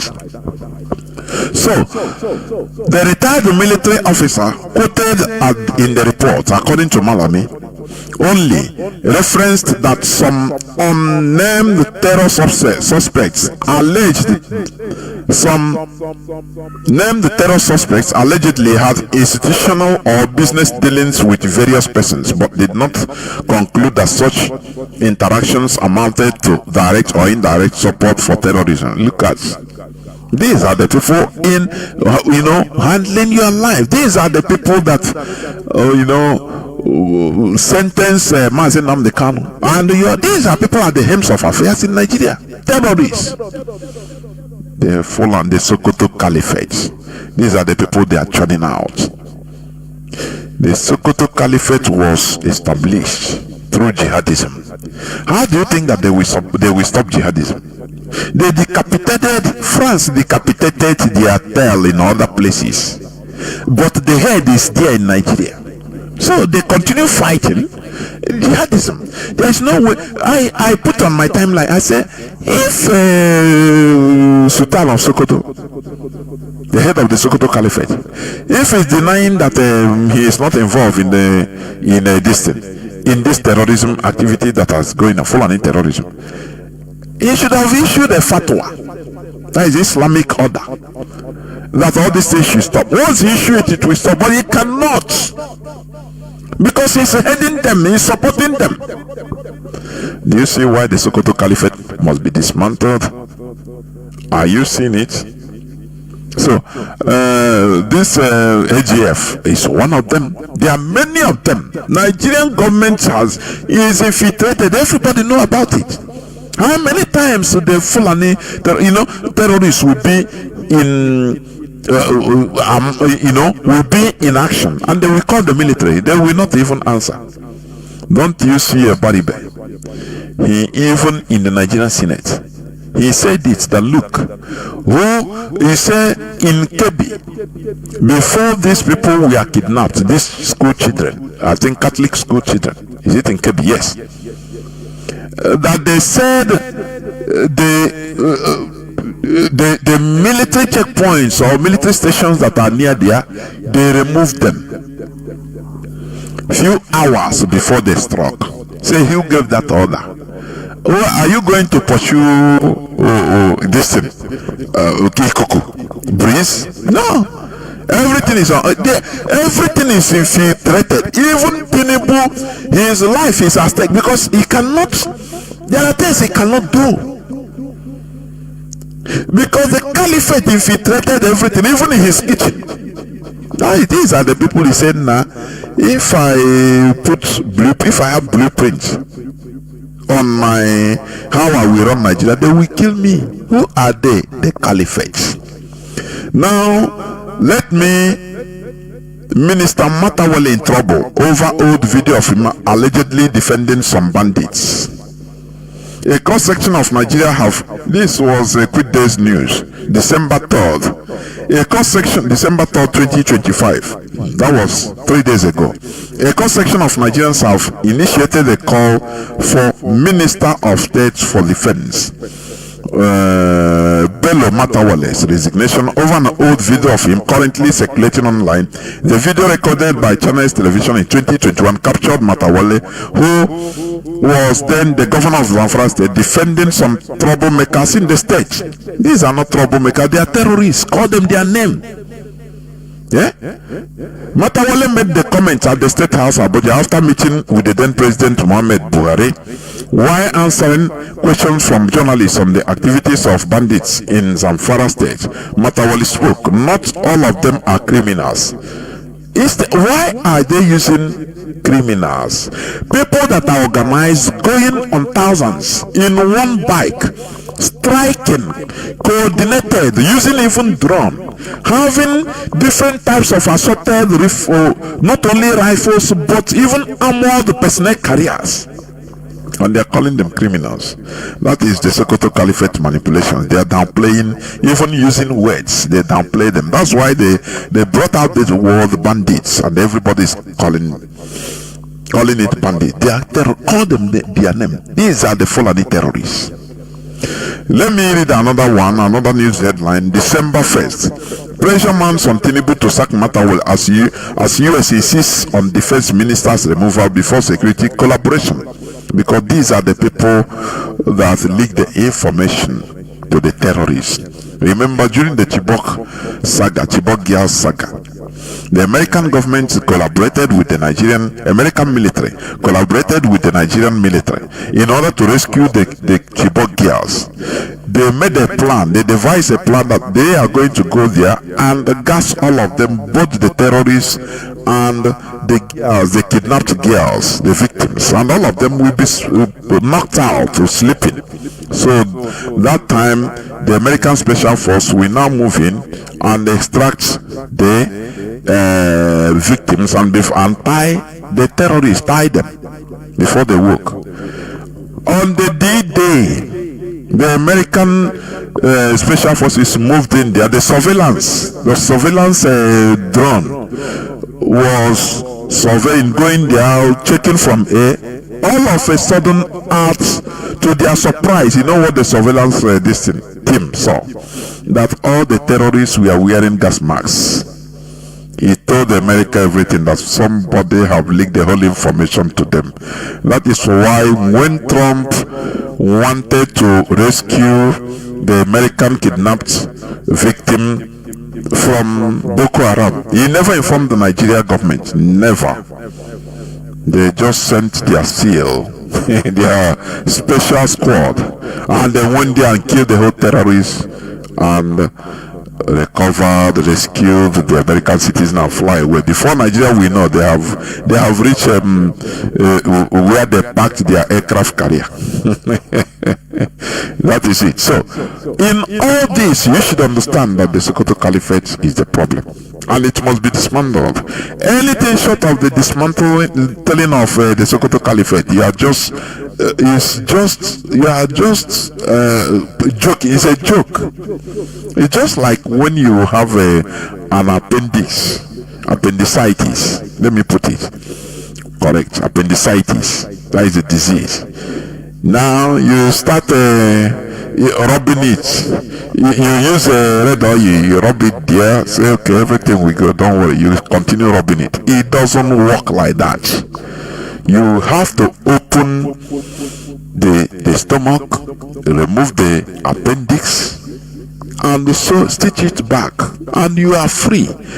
But if you leave it there and continue rubbing it, you say no, it will, you're wishing it away. It will explode inside and you will die. Nothing more. There's no two ways about it. So what are we saying? The solution is the Sokoto Caliphate being proscribed and dismantled. That is where we continue standing. We go into just few minutes breaks, so that when I come back, I will open the line so that people can start calling in. Please do not go away. I'll be right back. Immediate investigation, the highest level, with the consideration of declaring the Sokoto Caliphate an international terror organization. and treated as such. Predator drones and Tomahawk missiles go a lot further at stopping this stuff than sanctions ever will. And that's what's warranted here. It is a genocidal regime. It is a terrorist organization. Amen. And finally, focus international efforts, focus attention on restoring the internally displaced. Justice and restoration. Again, this will prevent as many as 5-6 million from being radicalized in the next 5 years. It's existential. We must focus on the internally displaced. Not just as human beings, not just as Christians, but it's in our vital national interest to do so. And the restoration of IDPs to their rightful fatherlands, that will require the purging of the jihadis. But we don't do it to kill the jihadis, you do it to restore justice. We do it to restore the IDPs. That's necessary. Congressional delegation, charges of genocide against the Tinubu regime, declaring the caliphate a terrorist organization, and restoring the internally displaced. That's how you uproot this. That's how you fix it. Everything else is just window dressing.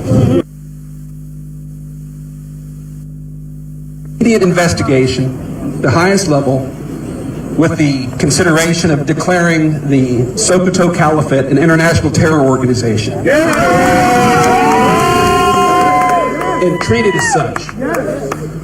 Predator drones and Tomahawk missiles go a lot further at stopping this stuff than sanctions ever will. And that's what's warranted here. It is a genocidal regime. It is a terrorist organization. Amen. And finally, focus international efforts, focus attention on restoring the internally displaced. Justice and restoration. Again, this will prevent as many as 5-6 million from being radicalized in the next 5 years. It's existential. We must focus on the internally displaced. Not just as human beings, not just... How can a Nigerian be an IDP in Nigeria? How? Nobody's asking why these people cannot go back to their villages. Nigeria. Rather, you want Nigeria to take work. care of them outside. What Nigerians are seeking asylum. Yeah, Nigeria seeking asylum in Nigeria. People have pursued them out of their places, and you have designated a place for them to stay. What is preventing? Yes, what is preventing you taking them back to their home? Fighting the people there, driving them away and relocate them. They will settle for their life. They will not worry. You will not make budget again for it, and they will start their life. But they will not do it. They are doing the business. Now that somebody want to stop them, they are trying to carry all of us along to fight against. We are not fighting against America. We want America to come in.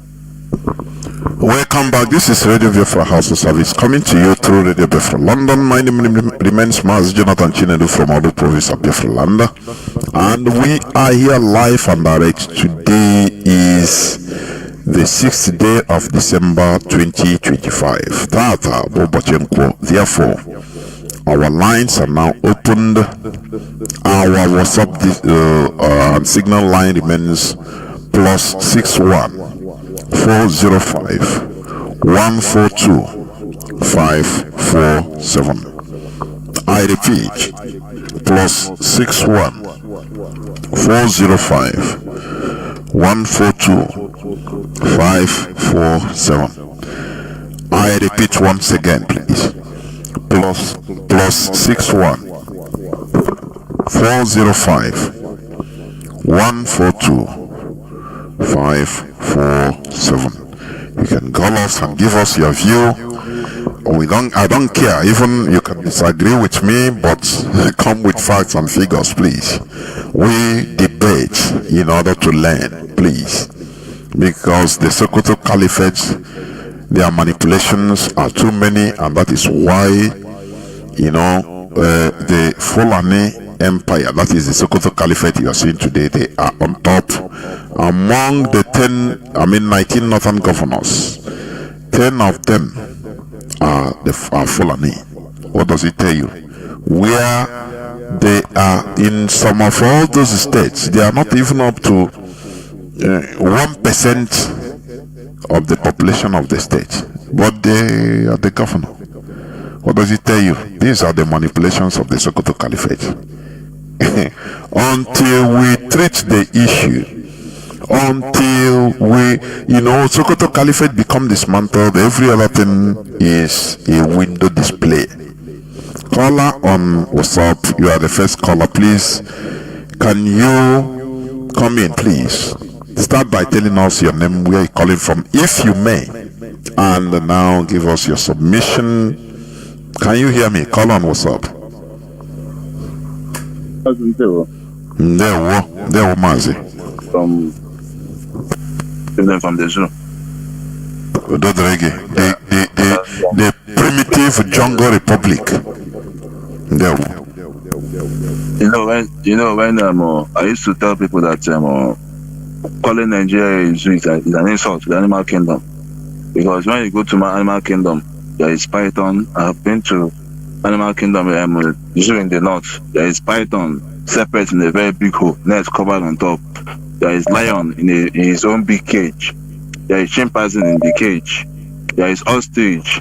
There are some walking around. But in Nigeria is where they put both the python, both the cobra, both the lion, both the giraffe, both the sheep.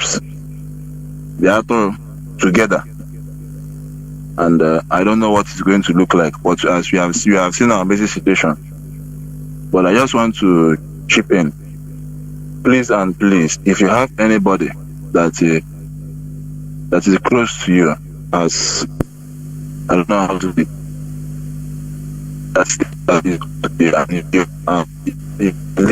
Mazi, please repeat. Because your voice went inside. Please repeat. If you have somebody that what, I don't hear well. If you have anybody that is close to you, that you always preach the gospel to, or you always tell to listen to Radio Biafra, because I noticed that some people, even our people, hate this Radio Biafra with passion. And the reason for hating IPOB and the gospel, they don't have any tangible reason. They don't have any reason. They don't have any point at all. They always tell you that yes, IPOB do this or IPOB do that one. And sometimes when the debate come up, they try to overshadow. But our leader always say consistency is the key. You will always you will always understand by listening. IPOB is not what many people, I don't know, people think that IPOB is IPOB will always want to tell you what you want to hear. When you come to IPOB, you will understand. IPOB is not a violent movement. IPOB is only there to educate. IPOB is only there to open your eyes. IPOB is, you see this Christian genocide, if not for IPOB, if not happened in less than 6 months, nobody will talk about it again. Only IPOB. But our leader always say consistency is the key. We should be consistent in supporting, especially support. If you don't want to, just support. Okay, now people say, like the way they used to, the way people around me used to say, I know how they started. We used to support IPOB. We make the radio. Somebody boasted and asked him what is the meaning of CHK. He doesn't know. To show that you don't know, you are just fooling other people, like Audrey Sokalo, like this people in the north, some people. You will listen to them. You will see people with hatred against our leader, with hatred against IPOB, but you will go there and pick points from them. I always tell them that IPOB is not on Facebook. Our leader always say, many people will always tell me, stop listening to Radio Biafra, stop listening to Radio Biafra. That's where you get all this nonsense from. Stop listening to Radio Biafra. I tell him that Nnamdi Kanu told me to listen to Radio Biafra. You are nobody to tell me not to listen to Radio Biafra. What do you have? If somebody like my personal and savior, tell me that thing that your Jesus Christ passed through when he was on earth, according to a story that they told us years ago, that has nothing to do with me. A white boy, even if they say he's from Africa, it's called upside go, which is not my concern. Even if he's from Africa, tell me that thing that he went through, that this this young man in the prison now have not gone through. This Fulani Sokoto Caliphate you're talking about, you have been preaching it even day before yesterday. You play this like what you said sometimes you say some things that you don't know when those things come out. I listened to the old program. I have almost all the program. I listened to the old program. That was day before yesterday morning. You played that same. I don't know. You don't ever played that same program talk about Sokoto Caliphate. It is exactly the same thing happening. We are under heavy siege. They use everything. They use the slightest. Even if you don't have water, drinking water, Sokoto have the reason for giving you reason why you should not have the water. If you don't have light, see the man that came out to say that social media is terrorist. It's the same person trying to convince people.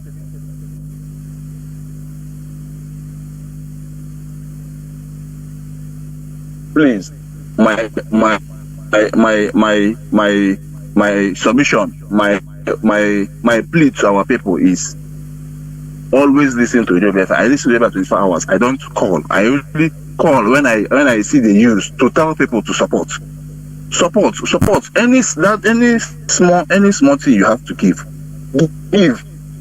any small thing. Okay, now you don't want to support because our leader is in DSS custody. You did not support. Now he's in prison. You did not support. So how did you want him to be free? How did you? What is it that shows that you have an Igbo blood running in you? When you see some people talking, when you see some people the way they speak, sometimes I don't know whether we are cursed because I don't. Sometimes when you listen to some people, you will just go back and sit and ask yourself, Steve, even why are you even fighting? Because the worst part is that it's the same people that are speaking this. They are fighting for. There are people that is even going to enjoy even more than us because sometimes when you listen, we get angry. Why them? They are always enjoying. They always live in a peaceful. They always see Nigeria as a very, very peaceful place. Why I always see our Nigeria. Sometimes when you go outside the country, you see the way people are enjoying. See the way. You know that the first time I traveled out of the country, that is when I understand the meaning of this tire that is in a traveling bag. Before we Ibu, tire tell him about. If I get you black man easy or you go answer because on Aja. It was when I traveled that I understand the meaning of tire, this tire that is in the traveling bag. Because you will roll it, no matter how heavy. If you like, put 2 bags of cement in that bag. As far as that bag can contain it, you will roll that thing from your hotel room or where you came out from and outside the country till you Mohammed Airport bank you get those things that you see people enjoy outside the country that you want to take your children out there. Why not try and make your place good? Even if you not enjoy it, at least your children. Those children that you are giving birth to, or that wife that you are planning to marry tomorrow, what is the future for them? No, after marriage, you take your children outside the country. At the end of the day, your wife will even sue you there. At the end of the day, they will divorce you there. And even if they don't divorce you and you live a happy life there and you grow up, your children will then come back when you return back to your old age. Those things that you bought at home, those land in where if you tell them to come back for them to inherit, they'll ask you, or is that nonsense that you have there in that bad country that you're asking me to come back? Most of the people that took their children, like me personally, I said that anything that's going to make my children to go outside of Biafra land, outside of the zoo, or outside of Africa, they will use their money to sponsor themselves. By then, they have known the value of being an African. So anywhere they go, they will come back. But people are just planning to save money so that they will jump back. See what Boris Johnson is saying in Imo State. People don't know the power of. People don't know that there are different ways of killing a nation. They don't know if you read history, if you read about opium war in China, you will understand. When this man talk about this whiskey, I don't think that people please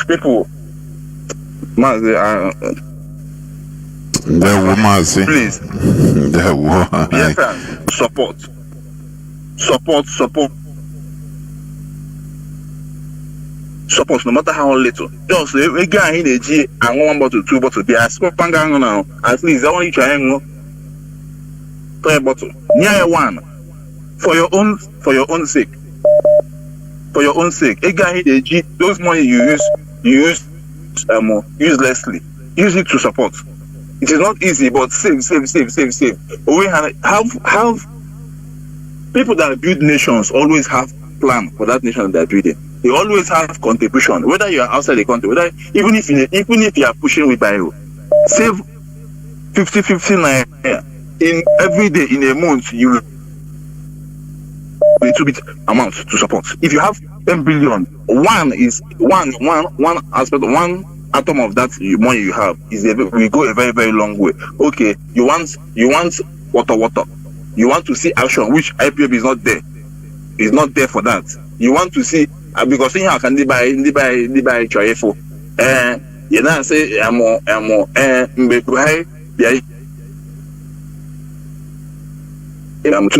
state. You just want people. You just want the international community to see IPOB as India and Nigerian government are trying to paint them to be. And even you want to see the Mazi, our people, it's not only that. Mazi, our people love entertainment. They love entertainment. That's why, music industry is all this, what do you call them? All these comedians in Nigeria. They are making a hell of money because our people love entertainment. So, many of our people thought that IPOB is here to entertain them. Just like that. Call that story, call that day, wow, these guys are trying. You see, that is only thing, and it ends there. No plan, no nothing. Mazi, don't you see it? Came and give them entertainment now. And many of them fall. He will tell them that look, when sometimes I will just take my few minutes, just watch that man. When he's promising me, I'm importing aircraft carrier. Warship, aircraft carrier. I remain some money, so I need.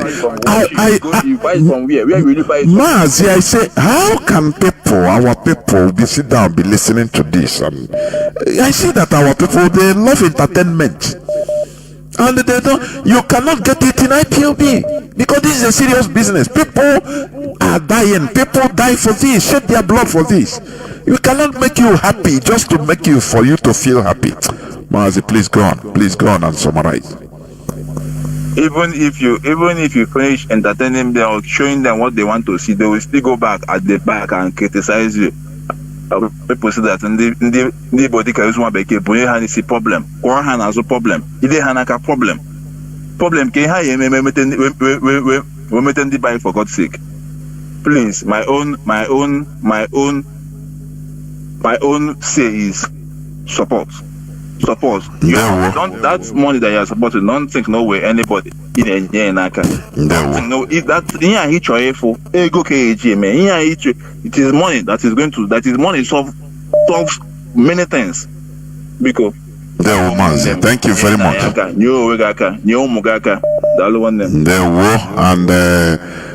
you are living by example because notwithstanding you are in the zoo, you are also supporting as you could. All the time. They will thank you very much. Let me before I even look, somebody sent me the statistics of Nigerian importation of whiskey from Britain. Nigerian whiskey imports by country in 2023. Nigeria imports of whiskey was 34,768,557,000. I don't know whether it's 34 billion 768,000 million or $557,000 for your look, not million, 34 billion 768 million $57,000. Right now, wow. Nigeria import of whiskey Nigeria imported whiskey from United Kingdom. The amount is 24 billion 682 million and $41,000 worth of whiskey. Many people go and study the opium wars, Britain, and these people. I tell you, I always say here that we should seek to get the knowledge that these people have in order to be it might not be allowed. During the opium wars, Britain, you are seeing that little Britain, they started importing heroin from in Afghanistan, in everywhere, in order to drug the Chinese population.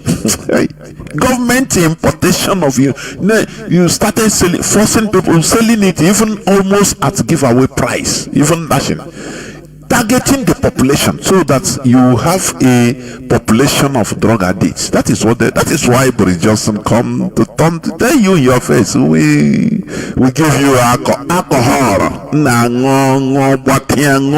Forget your sorrow that you are being conditioned by the Sokoto Caliphate. That is what they want you to forget. You know that? The Caliphate, do they value the drink? They don't drink. And after all this, when you import all this, they don't take it in the north. The Caliphate, they control you. You drink and become sober and forget your sorry. The little one that you remember, you go to church tomorrow, they tell you to forget everything. God is in charge. Kola Mazi Obasi, please welcome to the program. Thank you for holding on. Mazi Obasi, can you hear me? I can hear you, Mazi Jonathan. There were. Thank you. Welcome. Yes. Thank you. Yes. I could not but listen. I don't have a choice. Yes, but hope you are getting here. You should be getting well, please. Yes, I am. Is after the other caller finished speaking, I almost don't have anything to say because he really spoke well. And when he gave that very simple analogy, some of us may not understand how fundamental that is, but it hit me so hard when he talked about the suitcase, that suitcase with wheels, with some tires under it. That he, maybe because he spoke in Igbo language, let me repeat this. That for the long time he was in Nigeria, he never knew the usefulness of that tire or those wheels under the suitcases until he traveled out. Because in Nigeria, you have to carry it on your head until probably you get to the airport, and then you can now drop it.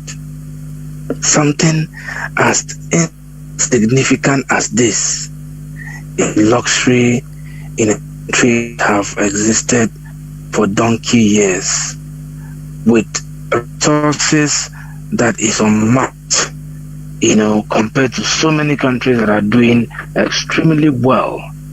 And the only reason this country have remained this poor, that even the minor things in life have become luxury, is rooted in that response that guy gave in that interview.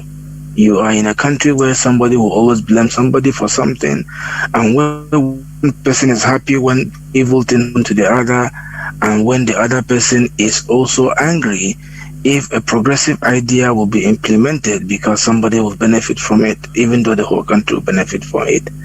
Just like when a regional government was being debated in the House, a Yoruba man stood up and said, if you do this regional government, then you have given Southeasterners, Nigeria, the Eastern region people, Biafra.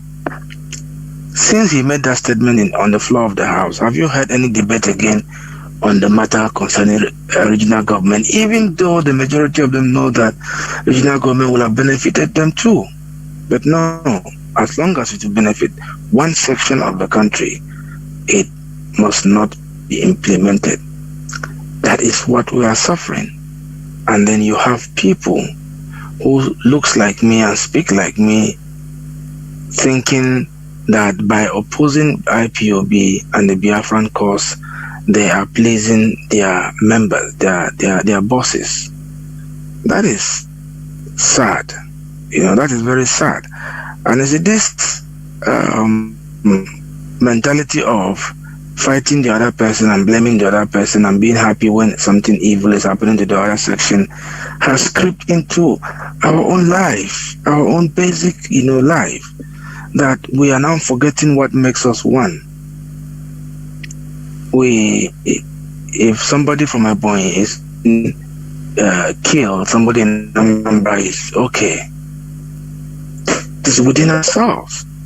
If Solu comes out on TV and says that Anambra is a Christian state, the Christians are happy and they cannot caution him that no, that's not true, because there are other people.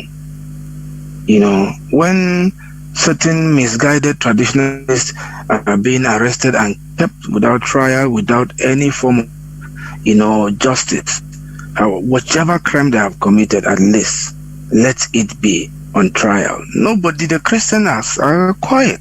In fact, they are happy because Oludo is fighting traditionalists. If tomorrow now it becomes the turn of Christians, another governor comes and is treating them badly, the traditionalists will be happy. You don't survive, you don't sustain a population like that. And that's what is happening. That is why IPOB is different. You see Mazi Jonathan on programs like this, even today. He criticized the churches. He even tells you about the brainwashing. That tomorrow you are going to go to church, they are going to convince you to keep quiet of any evil happening. And yet, the same Jonathan, the same IPOB, the same Biafran are the one who are raising their voices against Christian genocide. This person who spoke before me said, if IPOB keeps quiet on Christian genocide in the next 6 months, the matter will be dead, and that's a fact. And yet, we are the same people that will tell you we don't believe in any kind of religion that will manipulate our people. It is because we stand for the truth, and wherever anybody is manipulating anybody, we go against it. And that is what every other Biafrans must learn to do. If we must be free, this is for all of us. When it comes to taking our resources, and if you don't know what IPOB is doing, just look at the type of delegation that came to Imo State for that their useless summit. When last did you see Dangote in Biafra land? Ordinary warehouse. He doesn't have in Biafra land for the number of years he has been the entire business community or import community has been manipulated, for his benefit. When have you seen in Biafra land a struck, kill people in Biafra land, including a young girl in Edo State recently? What did you even hear him made any statement? He went all the way to Imo State this time. The Esu Nupe, who is the only surviving direct descendant of Othman Danfodio seated on any throne today. Direct, not just by tribe, blood descendant. Both Imo State. Ban Ki-moon, a former UN Secretary General, is went to be. Just look at the list of the delegation. It tells you that what IPOB is doing is scaring them, and that is how you will know that our independence is a good thing, our freedom is a good thing, and it is time for everybody to support. You see, someone, I can't remember who made that statement, he said that religion is the opium of the society. They replicate this in every phase of life. Come here, take crude oil, take cashew nuts, coal, take juniors, take doctors, brilliant ones, them all. And what do they give us in return? And somebody have the audacity to look you in the face. Well, I'm not surprised. He basically looked Buhari in the face, called him a leader of a fantastical, corrupt, nation. So what what else can he not do? He look you in the face and tell you they are giving you what is worthless. Put those items in perspective. They take your crude oil, they refine it, they sell it to you back. In order for you not to have light, they supply generators, who are the largest class of generator. This big generator in Nigeria is Atiku and the Sultan. The billionaires in Kano, Mekano plant is one of the biggest plant brand you have in Nigeria. All the banks, all the companies, all the industries are using it. They make sure you don't have light so that they can take your crude oil, refine.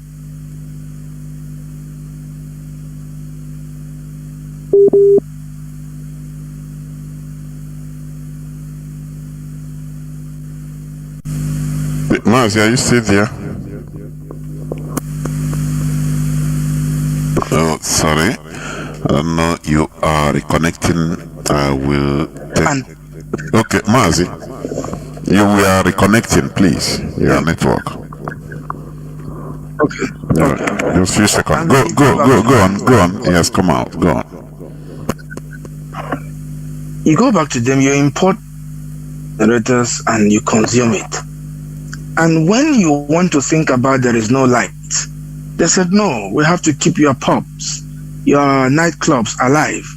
Let's send you some whiskey, some scotch, so that you can go to your clubs and spend hundreds of millions in one night so that you can drink and forget your sorrow.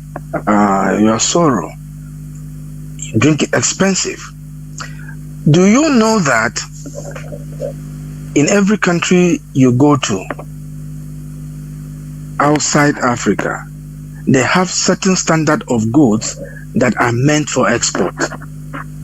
Do you know that they know which of the companies supplies you whiskey? Do you know that this same country can influence those companies and make sure that the ones that are produced for export to Nigeria have certain combination of chemical that is made to reduce your life expectancy or even make you think differently? This is science. This is science. Look at Wike. Look at the picture of Wike 10 years ago and look at him today. And pick all the governors that were governors at Wike's time from other part of the country. Take their picture at that time, take their picture today, put them on a scale and look at them. You will see how Wike has become shadow of himself. And why is it? He was drinking. There are many of democracy powers, many of them. Julio Biano.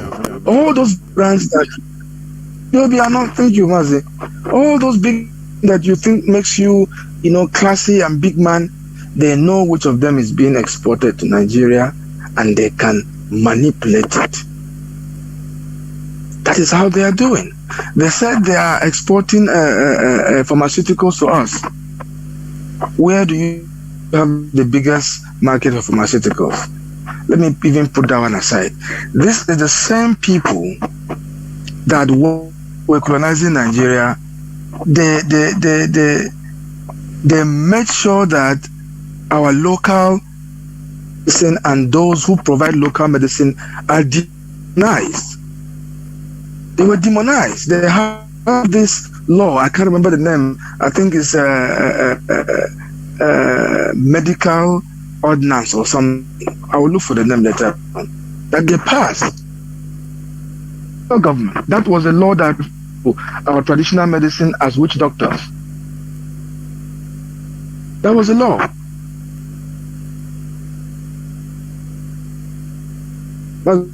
Am I coming out, please? I think my door went flat again. Yes. Go on. They call them witch doctors. They demonize what we have.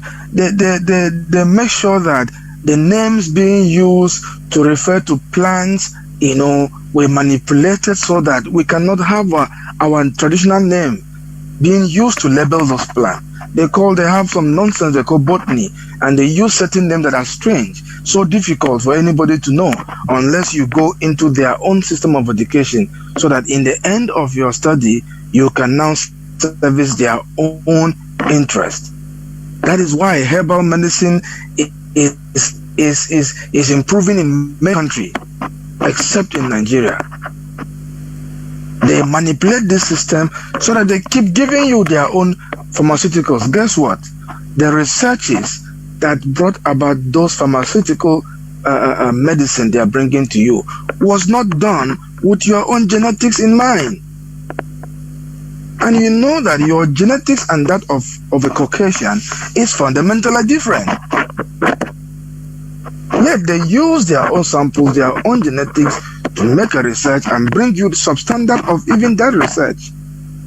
And you wonder why high blood pressure is everywhere. You wonder why a lot of people have become insulin resistant by themselves, and you have diabetes everywhere. You wonder why, hormonal imbalance is the order of the day. You wonder. It is because they are supplying us the things that we're depending on. And the painful part is they have the audacity. Can you even tell me? Go on Google. A barrel of crude oil. Do the calculation. Know how many liters is in a barrel of crude oil. Check the price. And a barrel, not even barrel, half barrel of whiskey is more expensive than a barrel of crude oil. This is fact. Whiskey is even fact. Ordinary Coca-Cola that you drink every day, a barrel of Coca-Cola is more expensive than a barrel of crude oil. And somebody have the audacity not to even stay in UK and tell you that. He came all the way to our land and say it to our face. Even say bad not, whatever she's called, who has denied being Nigerian and hated Nigeria and have said the truth about the true picture of what Nigeria is referring to her. I'm sure Kemi Badnot will attack him for that, as he said about her.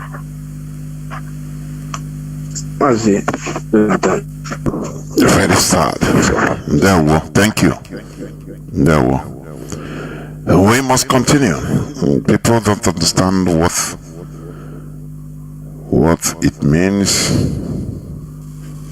to have a country, honestly. But we must continue. I have callers. Just hold on. I don't know what my phone is doing. I have callers. Let me see who is there first. I think caller on signal.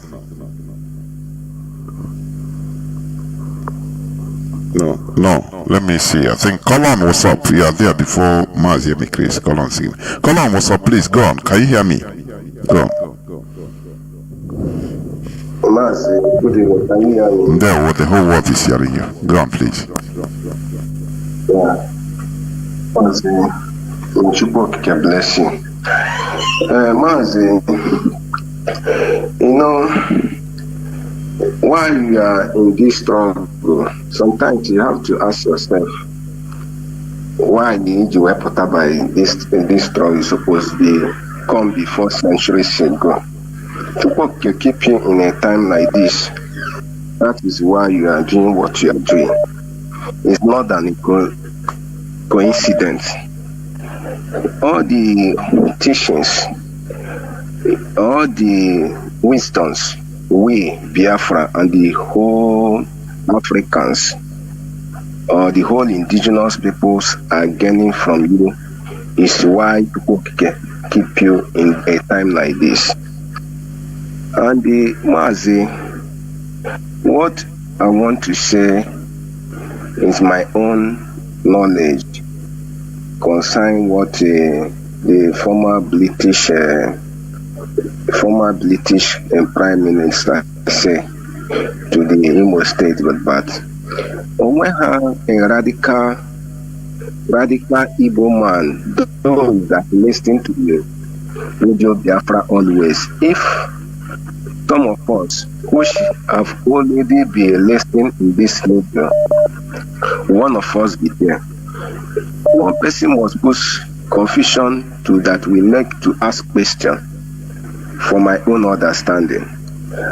And why he say everything and go away, nobody challenge him, because those that sitting there are their slave, not our IPOB member, because this radio, this teaching we have hearing on Radio Biafra day and night are making some of us who did not finish secondary or finish university educated more than those that go to that school.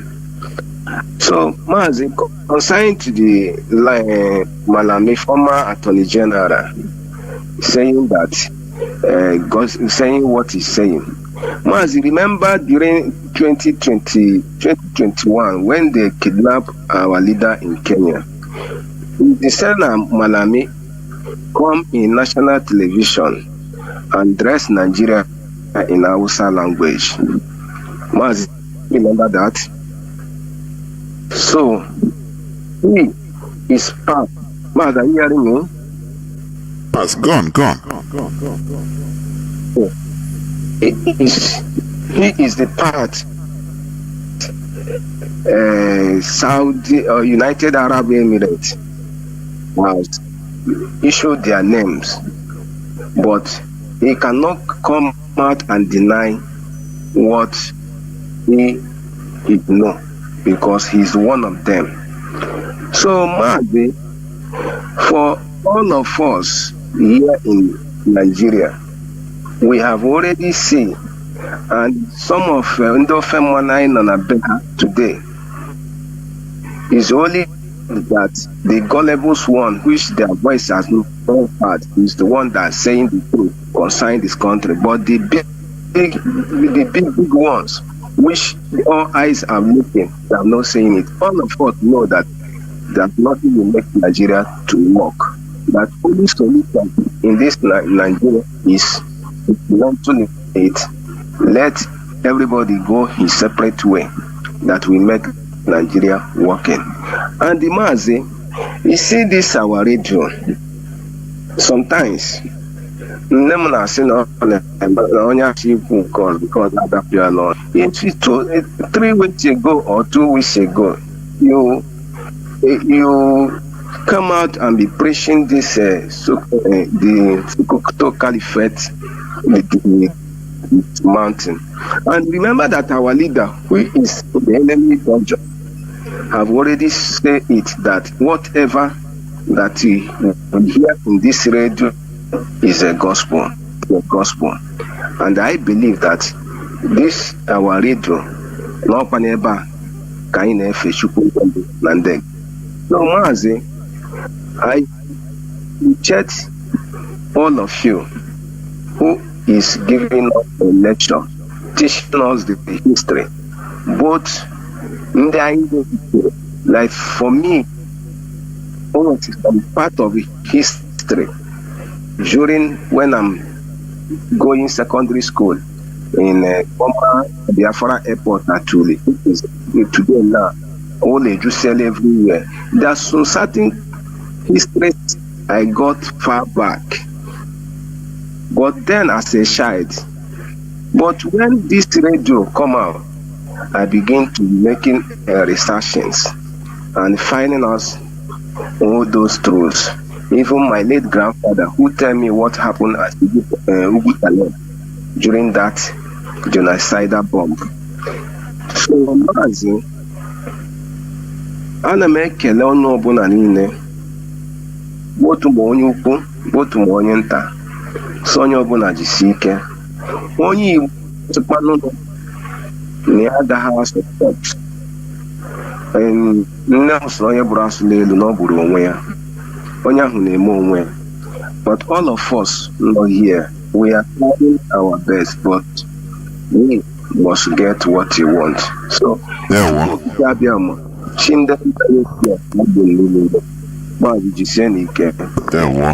Thank you very much. There were. Caller on signal, Mazi Chris, can you hear me? That's a good evening, yeah. Hello, Mazi. Welcome to the program. Yeah, thank you very much. This brother that spoke before this last one, I've said a lot of things that very, very cogent and how our people are reasoning. My anger, you watch this time around, I'm very angry. I'm not angry because of what happened to him, but my anger goes for the neighbor. I think politically we are the least on the most. Even we can be counted among the list of people who doesn't understand the word politics. When you watch what happened in Imo State, you see that the Europeans always find the stooge. What they are doing, I don't know. When we are talking about these Europeans, I begin to realize how these people go and gather this individual to use them. Sometimes you talk about Illuminati. I think these people they are working very. Watch in France. They picked a man who married almost his mother's age, not almost, even more than, and make him a president. And look at what he's doing. A man, for that matter, when you were living in Europe, of a man of that age, when he tell him of the past of the Europeans in Africa, they will vigorously reject it and say that is evil. But this guy called Macron came in on the ground, working hard to make sure that he destabilized Africa. No matter everything, African people to make effort to rise up. Now, you talk about this Wabushi, the Boris Johnson. This among the people they will send as delegates in Imo State from England. So that tell you who that man is. And they have found a soft land because somebody like Opus or them, they have gathered themselves all criminals. You know, when you are going, these people, any place they go, they find it easy to have a friend because they know their language, they speak each other's language. When they go in a village, they will find that even within 24 hours, he has gotten a friend. The same thing applies to these Europeans. They came to Africa. When they came, they have fixed some people in our government, like Imo State, and they put a slave. You know, when 419, when they want to dupe somebody, it must be one. They must find out that you are greedy. You have interest. Somebody will tell you that a computer being sold on 100,000, you buy it at 60,000, and that gives you interest immediately. And that person must follow them. Even if the little is dead, you will go there and say that you want to buy that computer at that price because you want to make money. Now, somebody like Opus, a very greedy individual, criminals, and many of them, and they watch around him, just like what Rimbo is doing. Look at those he employed, he can call for appointed as ambassadors, Reno Mokole, Fene Kayode. This individual that has no meaning in their life. That shows that everything has destroyed in Nigeria. And the Europeans are helping them to destroy it. It's for their interest. Everything they're doing is make sure that Africa never rise up. Africa never rise up, or Nigeria never rise up. If they talk about Nigeria want to rise up, they use propaganda and destroy, and they destroy Good Luck. If Buhari and Good Luck did not, Buhari and the Tinubu did not come, who the Nigerians know that Good Luck is a good man? They can't. So this is the kind of people and the kind of politics that play in Africa. My anger goes to the Igbo people. Have you seen what the Europeans are doing, despite even those in the diaspora, despite of being in diaspora, have seen how these people work. Since they moved down Kingere, this woman that fight for NDL then, have they destroyed any drug? This woman came out and said that Switzerland was supplying condemned drugs to Nigeria. We saw many of them being born. And she warned that if they continue by it, they will suspend them or supply drugs to Nigeria. Since they took the woman away, have the NDA drug? Have they contested for anything? And people are taking, that is what this our brother spoke last week before now, said that the kind of things they supply to Africa, they have a different production. When they produce it, they say this is going to Africa, this is going to where, they have a different production. And they make sure they manipulate it. When you eating all this food, either you get sick or you cannot even reason again. You cannot even reason. So I urge our people to begin to eat our natural food. I Googled something, I find out that the Okam, these people will use their propaganda said that Okam are the home for health. And what they heal it to Raka, he refer off another for health, even if you really refer your phone and you so now. But Okam potash is very, very good. Only help now blood circulation only help for it. When we were small, maybe we get small problem in the stomach. Your father or your mother will use a Roman currency line. Mazi, don't you see how they are condemning red oil? Mazi, red oil that our ancestors, our people, we even eat and drink in villages. People live long life. As in Obo saturated fat, Obo is better. Now olive oil is better. Mazi, you see this word, Mazi. That's why I say, look, we must seek for wisdom. People that manipulated and composed this world, we must seek for wisdom that resemble theirs, like their own, so that we do things. Miles, that is my own. Not demonizing, he's Illuminati, he's this and that. Miles, they will come the way they will manipulate information on a people. A people will now reject what gives them life for millennia and now embrace their poison. Be defending it. Mazi, Mazi, please go on, please.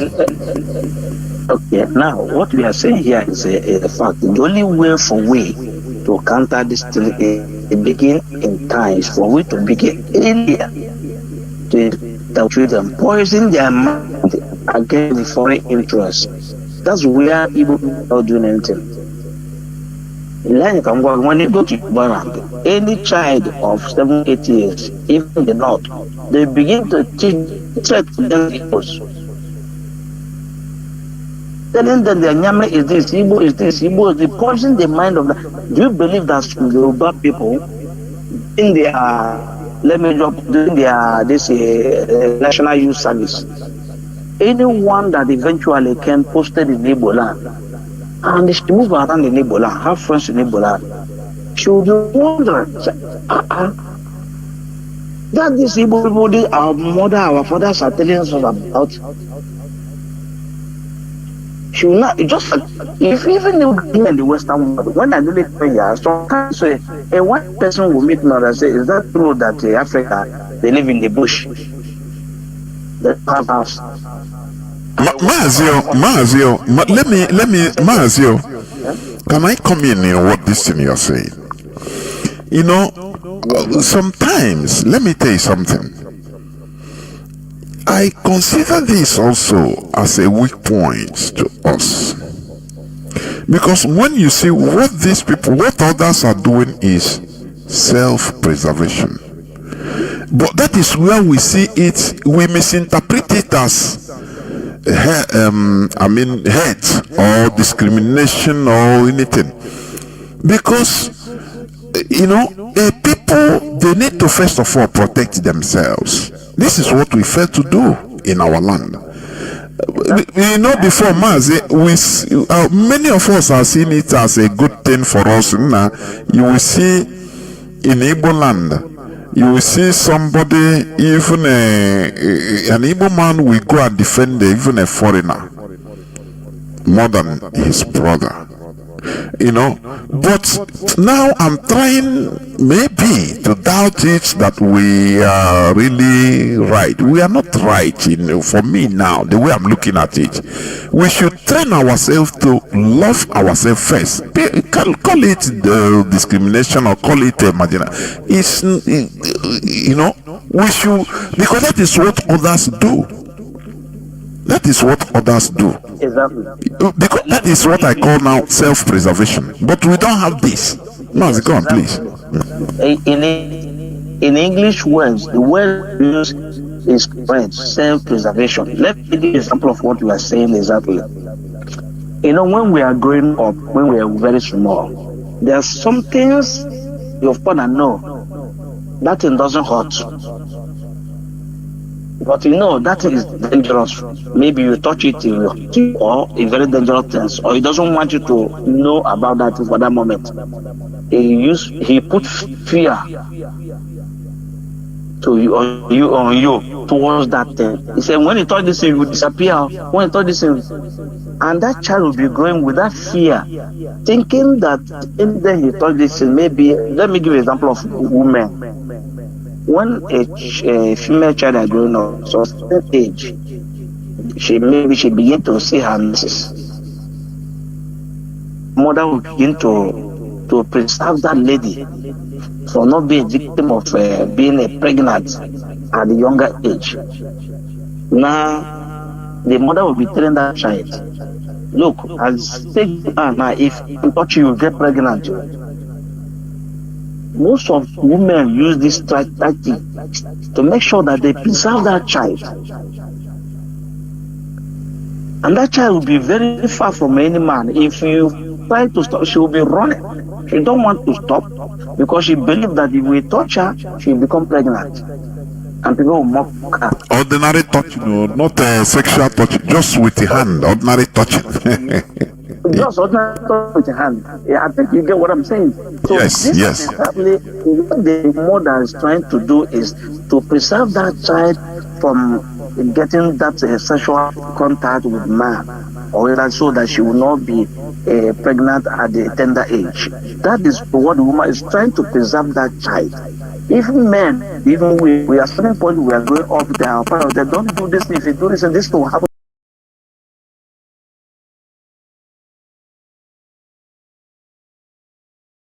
to you. Nothing will happen to you. It's just like exactly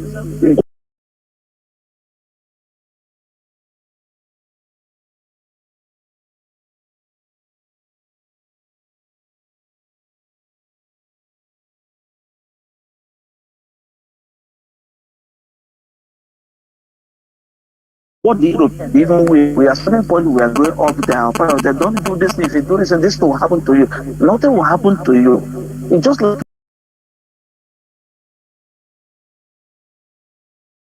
exactly what the Europe.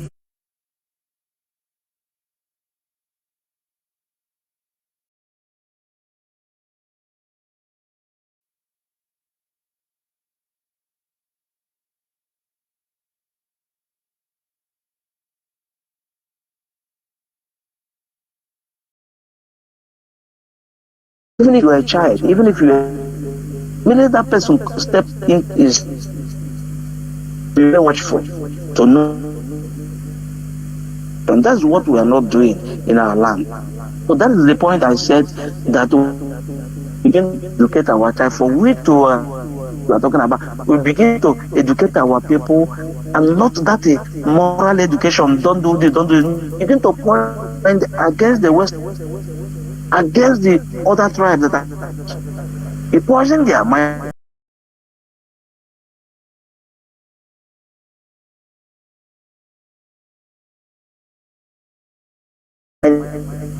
Be tied to wise up against the West, against the other tribes that are poisoning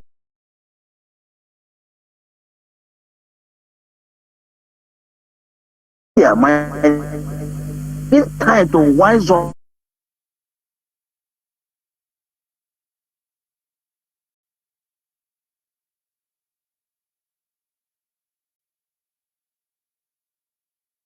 Or banana which grow in my farm originally that needs sun. When you take a banana, you say no, this is category. Who gave you right banana?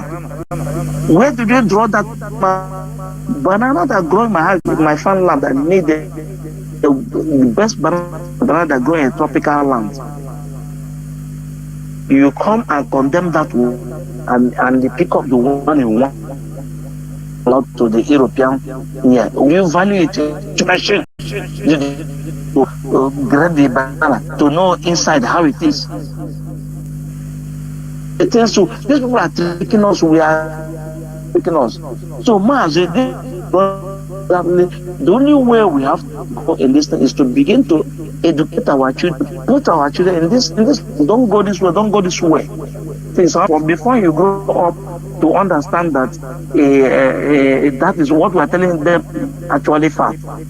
They will understand that what we are doing from in-hot phone by these people.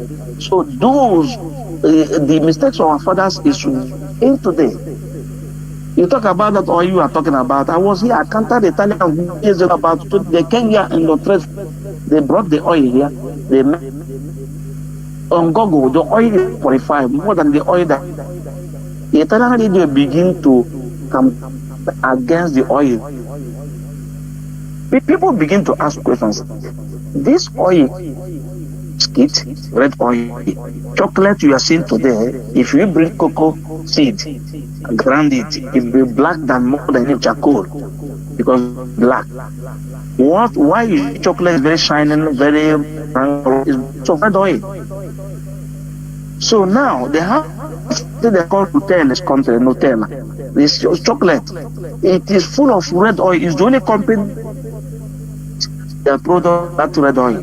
They oil into their product. They use red oil for a lot of things in this country, but they hide it. Now people begin to ask questions. Say, we eat biscuits. Why?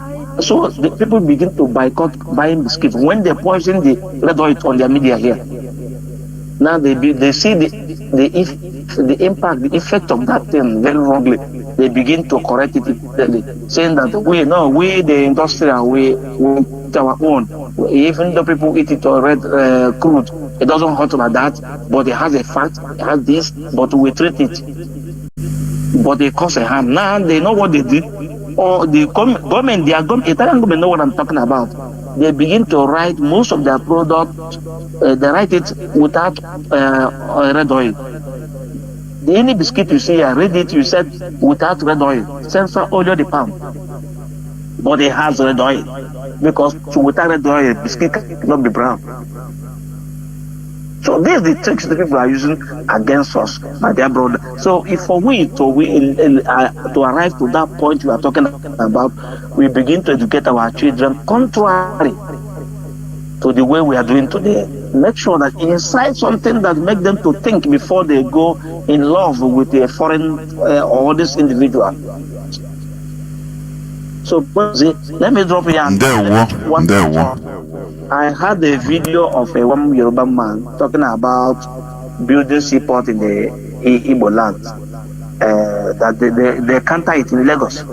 This governor, I think they should not build to decongest the seaport in Lagos. They don't have to open. They don't want them to open the another seaport. You see how the kind of people we are dealing with. These people are using our strength and our energy and our suffering to live their life. I ain't gonna bamboo. For 60 years. He doesn't do anything in his life, but he lives better than you. We must begin to rethink. This is where I see the Igbo people as a flavor people.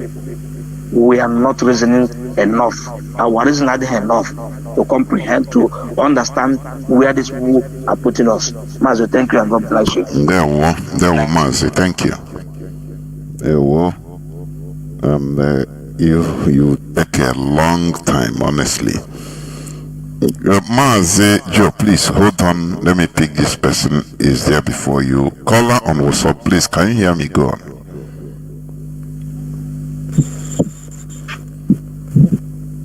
Caller on WhatsApp, can you hear me? Please go on.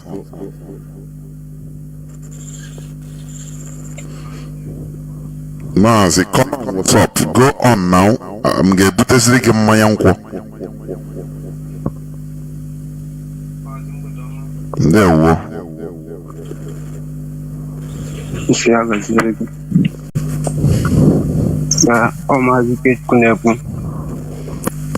From Biafran. Kenono, Mazi Jonathan. Kenono, in the map. In the shape.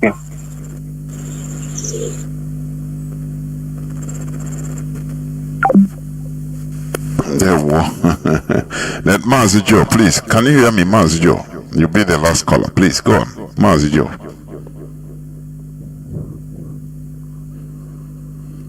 Mazi Joe, please unmute yourself. Mazi Joe, can you hear me? Please unmute yourself. You'll be the last caller, please. Go on.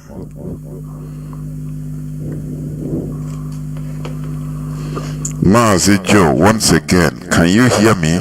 You muted yourself. Unmute yourself, please.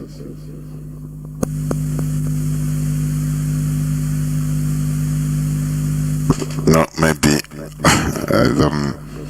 It's okay. So, Biafrans and lovers of freedom, this is where I'm going to switch off the phones and no longer take calls, please. Biafrans and lovers of freedom, in this stage of life we always call for retrospect. Are we doing well as a people? Can't we do better than this? You know, what are the restraints? You see that we are in a place. Just look at Nigeria, for example. Look at federal government parastatals and appointments and everything. When you look at the Nigerian government, you see Biafrans relegate completely subsumed in Nigeria. What you always hear is Haruna, Mohammed this one, and you know, some people outside Nigeria, they always tell you Nigeria is a Muslim country, and they are right. Because when they see you outside, they see the different names. But what Nigeria is representing, what they see in the news about Nigeria is Minister for this is Mohammed Musa, Haruna Idrissa, you know. But why is it that the people that are perambulating all over the world as Nigerians are not reflecting that name? These are things that you need to question. You know, like one of our brothers that said, okay,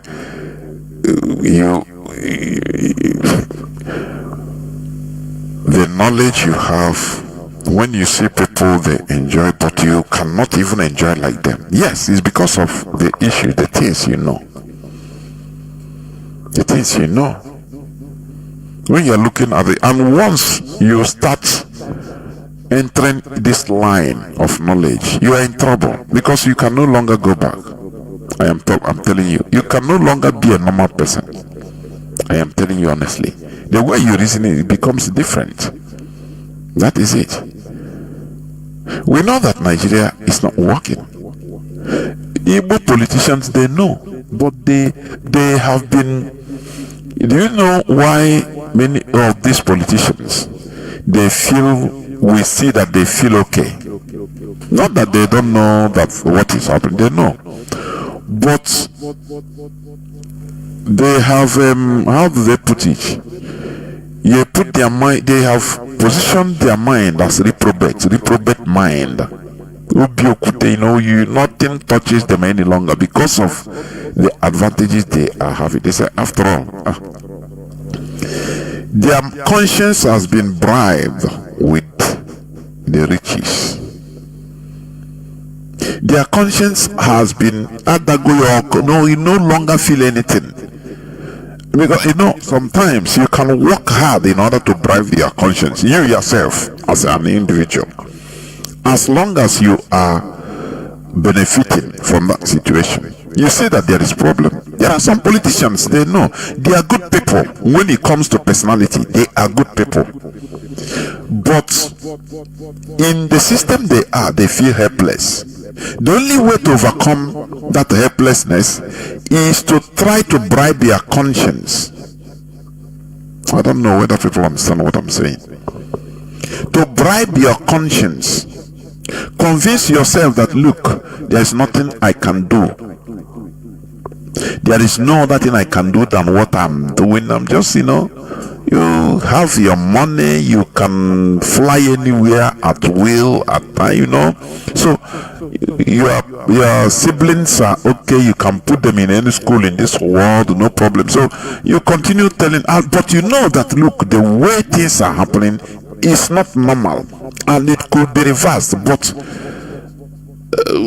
you know, you continue bribing yourself by telling yourself there is nothing I can do. Before you know it, you become accustomed to it. Say, you throw inside you. This is a personal battle inside. You are not battling with anybody, but with your conscience. Until you subdue your conscience with the logic of the physical wealth and everything that you cannot even do anything. I beg, make I throw in, you know, there's nothing much I can do. I will only be the senator I am. I go to the Senate, sometimes I complain, but with you know, diplomacy, you tell your conscience that I'm trying, you know, I'm trying. You understand? You know, I don't know whether people understand. Sometimes you can be fighting with yourself. Nobody is a dear to just, you are fighting with yourself, with your conscience. But not everybody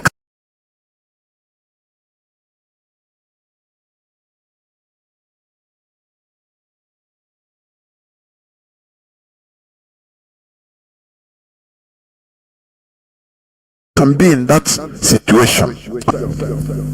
Nobody is a dear to just, you are fighting with yourself, with your conscience.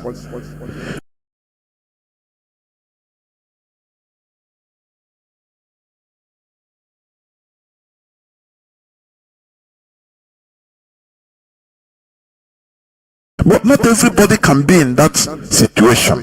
The sadness. Mazi Charles. That is it. You see the people you say you are fighting for, they go there, even enjoy themselves, they beg, but you are see, because there are things you know that they don't know, and they don't even want to know that. So people are different in composure, in reaction to stimuli, to situations, everything.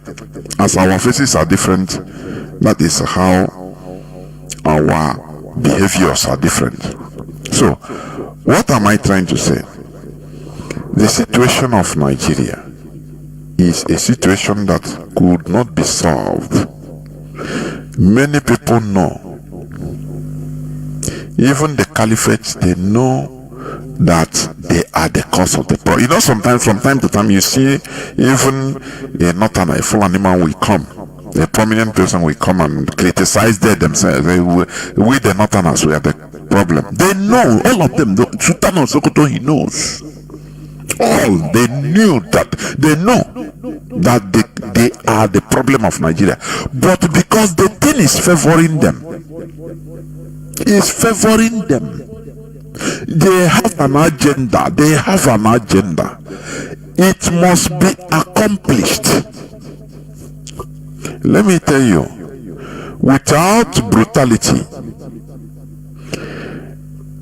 Africa wouldn't have been colonized.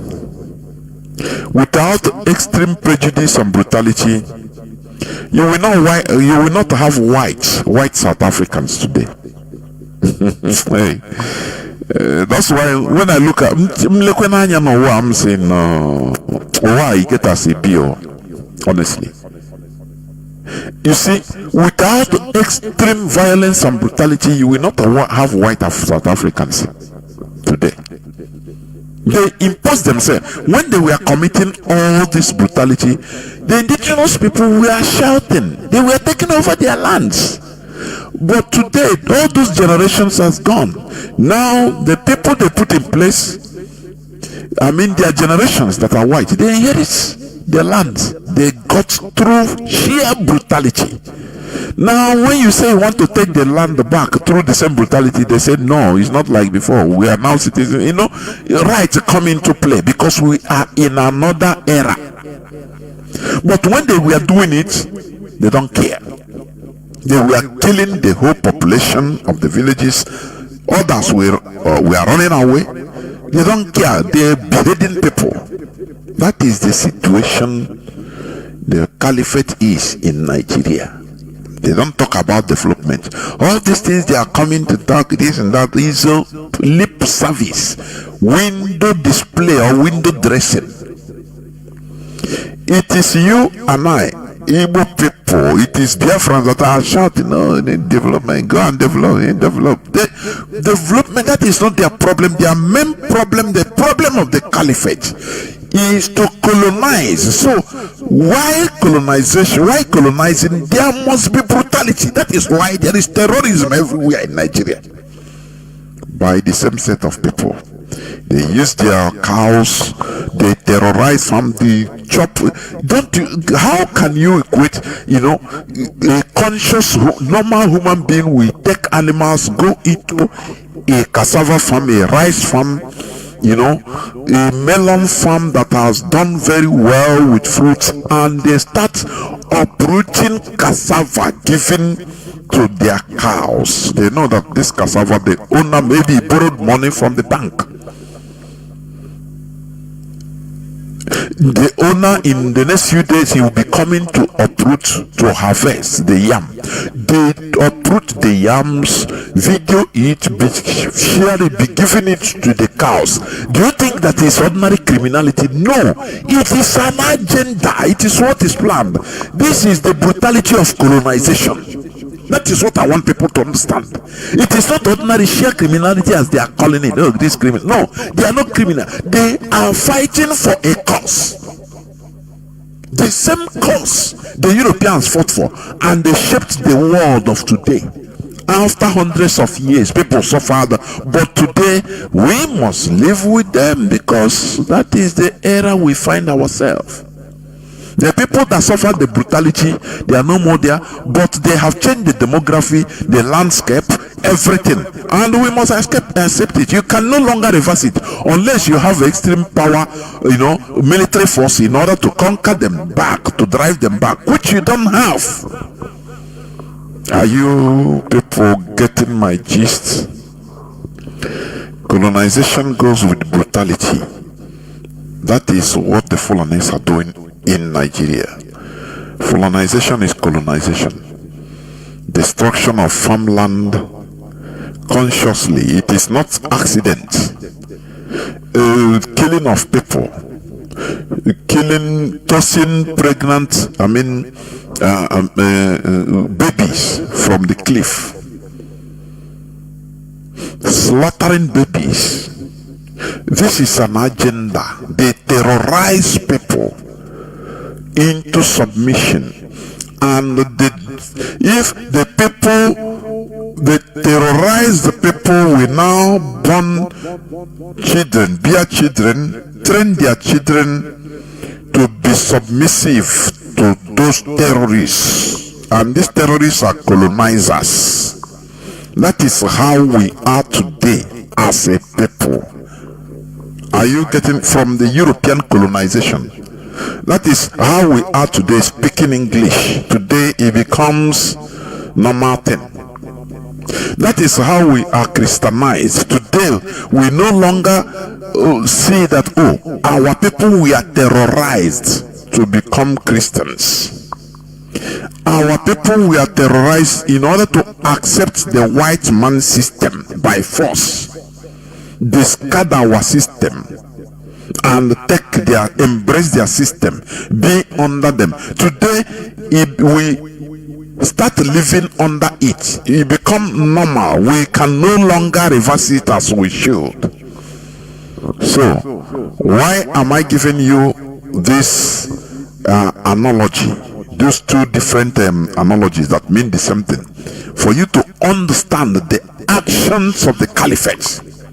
What they are doing, they are in the stage of 18th century when the Europeans were trying to colonize our land. They brought terror. People were crying, shouting, resisting them. They will bring British military and slaughter everybody. People were complaining, running away, changing villages, running into the bush and staying there for months and hiding until it became our people become accustomed to it, being under them. That is what the Fulani is doing in Nigeria. And they have, because of this 21st century, they have their arsenal of political class and elites, which will always come out to one way or the other diplomatically defend them, like Sheikh Gumi, like all these northern politicians.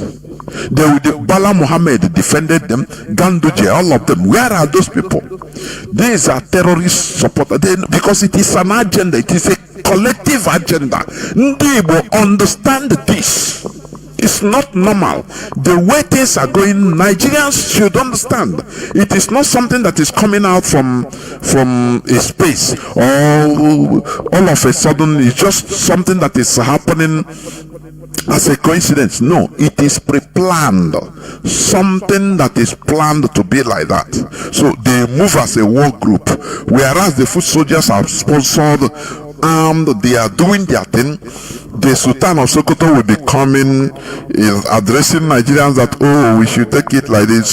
Sheikh Gumi that animal is playing his own game, defending the whole Fulani political elites will be coming out to defend, talking, whereas the foot soldier, they are sponsoring them, arming them, tell them at the back, continue what you are doing, destroy their farmland, kill them. These are infidels. They are on jihadism, for goodness sake.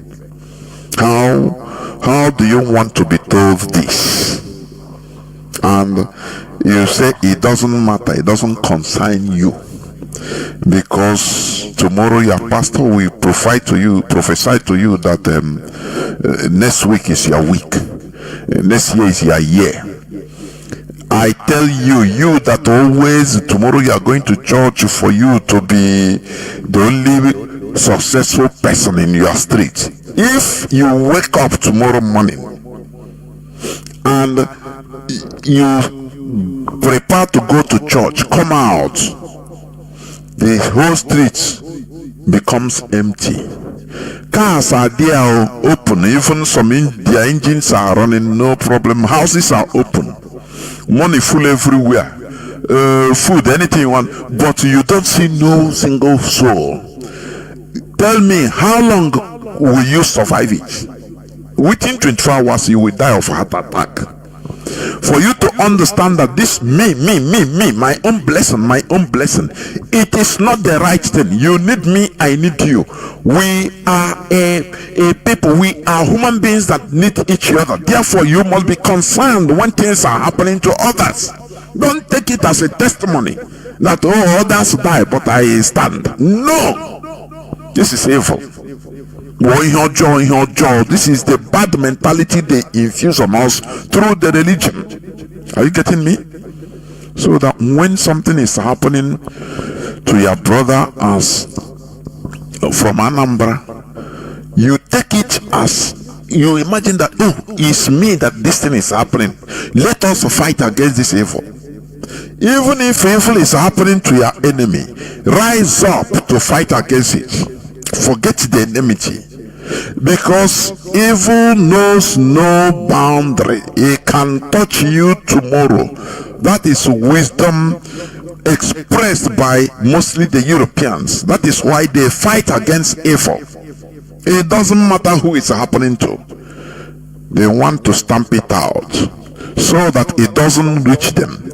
But in our own case, when something is happening to our older people, you say, it's far, it doesn't concern me. They will use prophecy, tell you that you even 10,000 will fall on your left and 10,000 will fall on your right, in front, back, but you'll be in the center, standing. You are the lone man standing. That is not a good thing. Let us be our brother's keeper. Let us understand that, Nigeria is programmed to become a colony of the caliphate, formerly known as the Fulani Empire. Are you getting what I'm saying?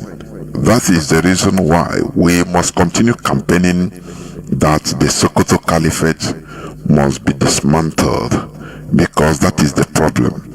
Biafra remains our ideology, our religion, and everything we have. And here on Radio Biafra is where we gather, where we worship.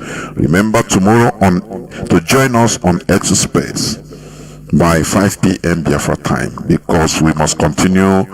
Education is the key.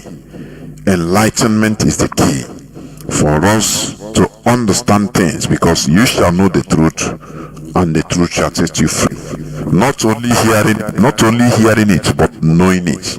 You hear it and you take a step further by researching, investigating, and trying to know the truth. Once you research and find out, now you have known it. Once you know it, you know the truth shall set you free. Thank you for listening. Once you research and find out, now you have known it. Once you know it, you know the truth shall set you free.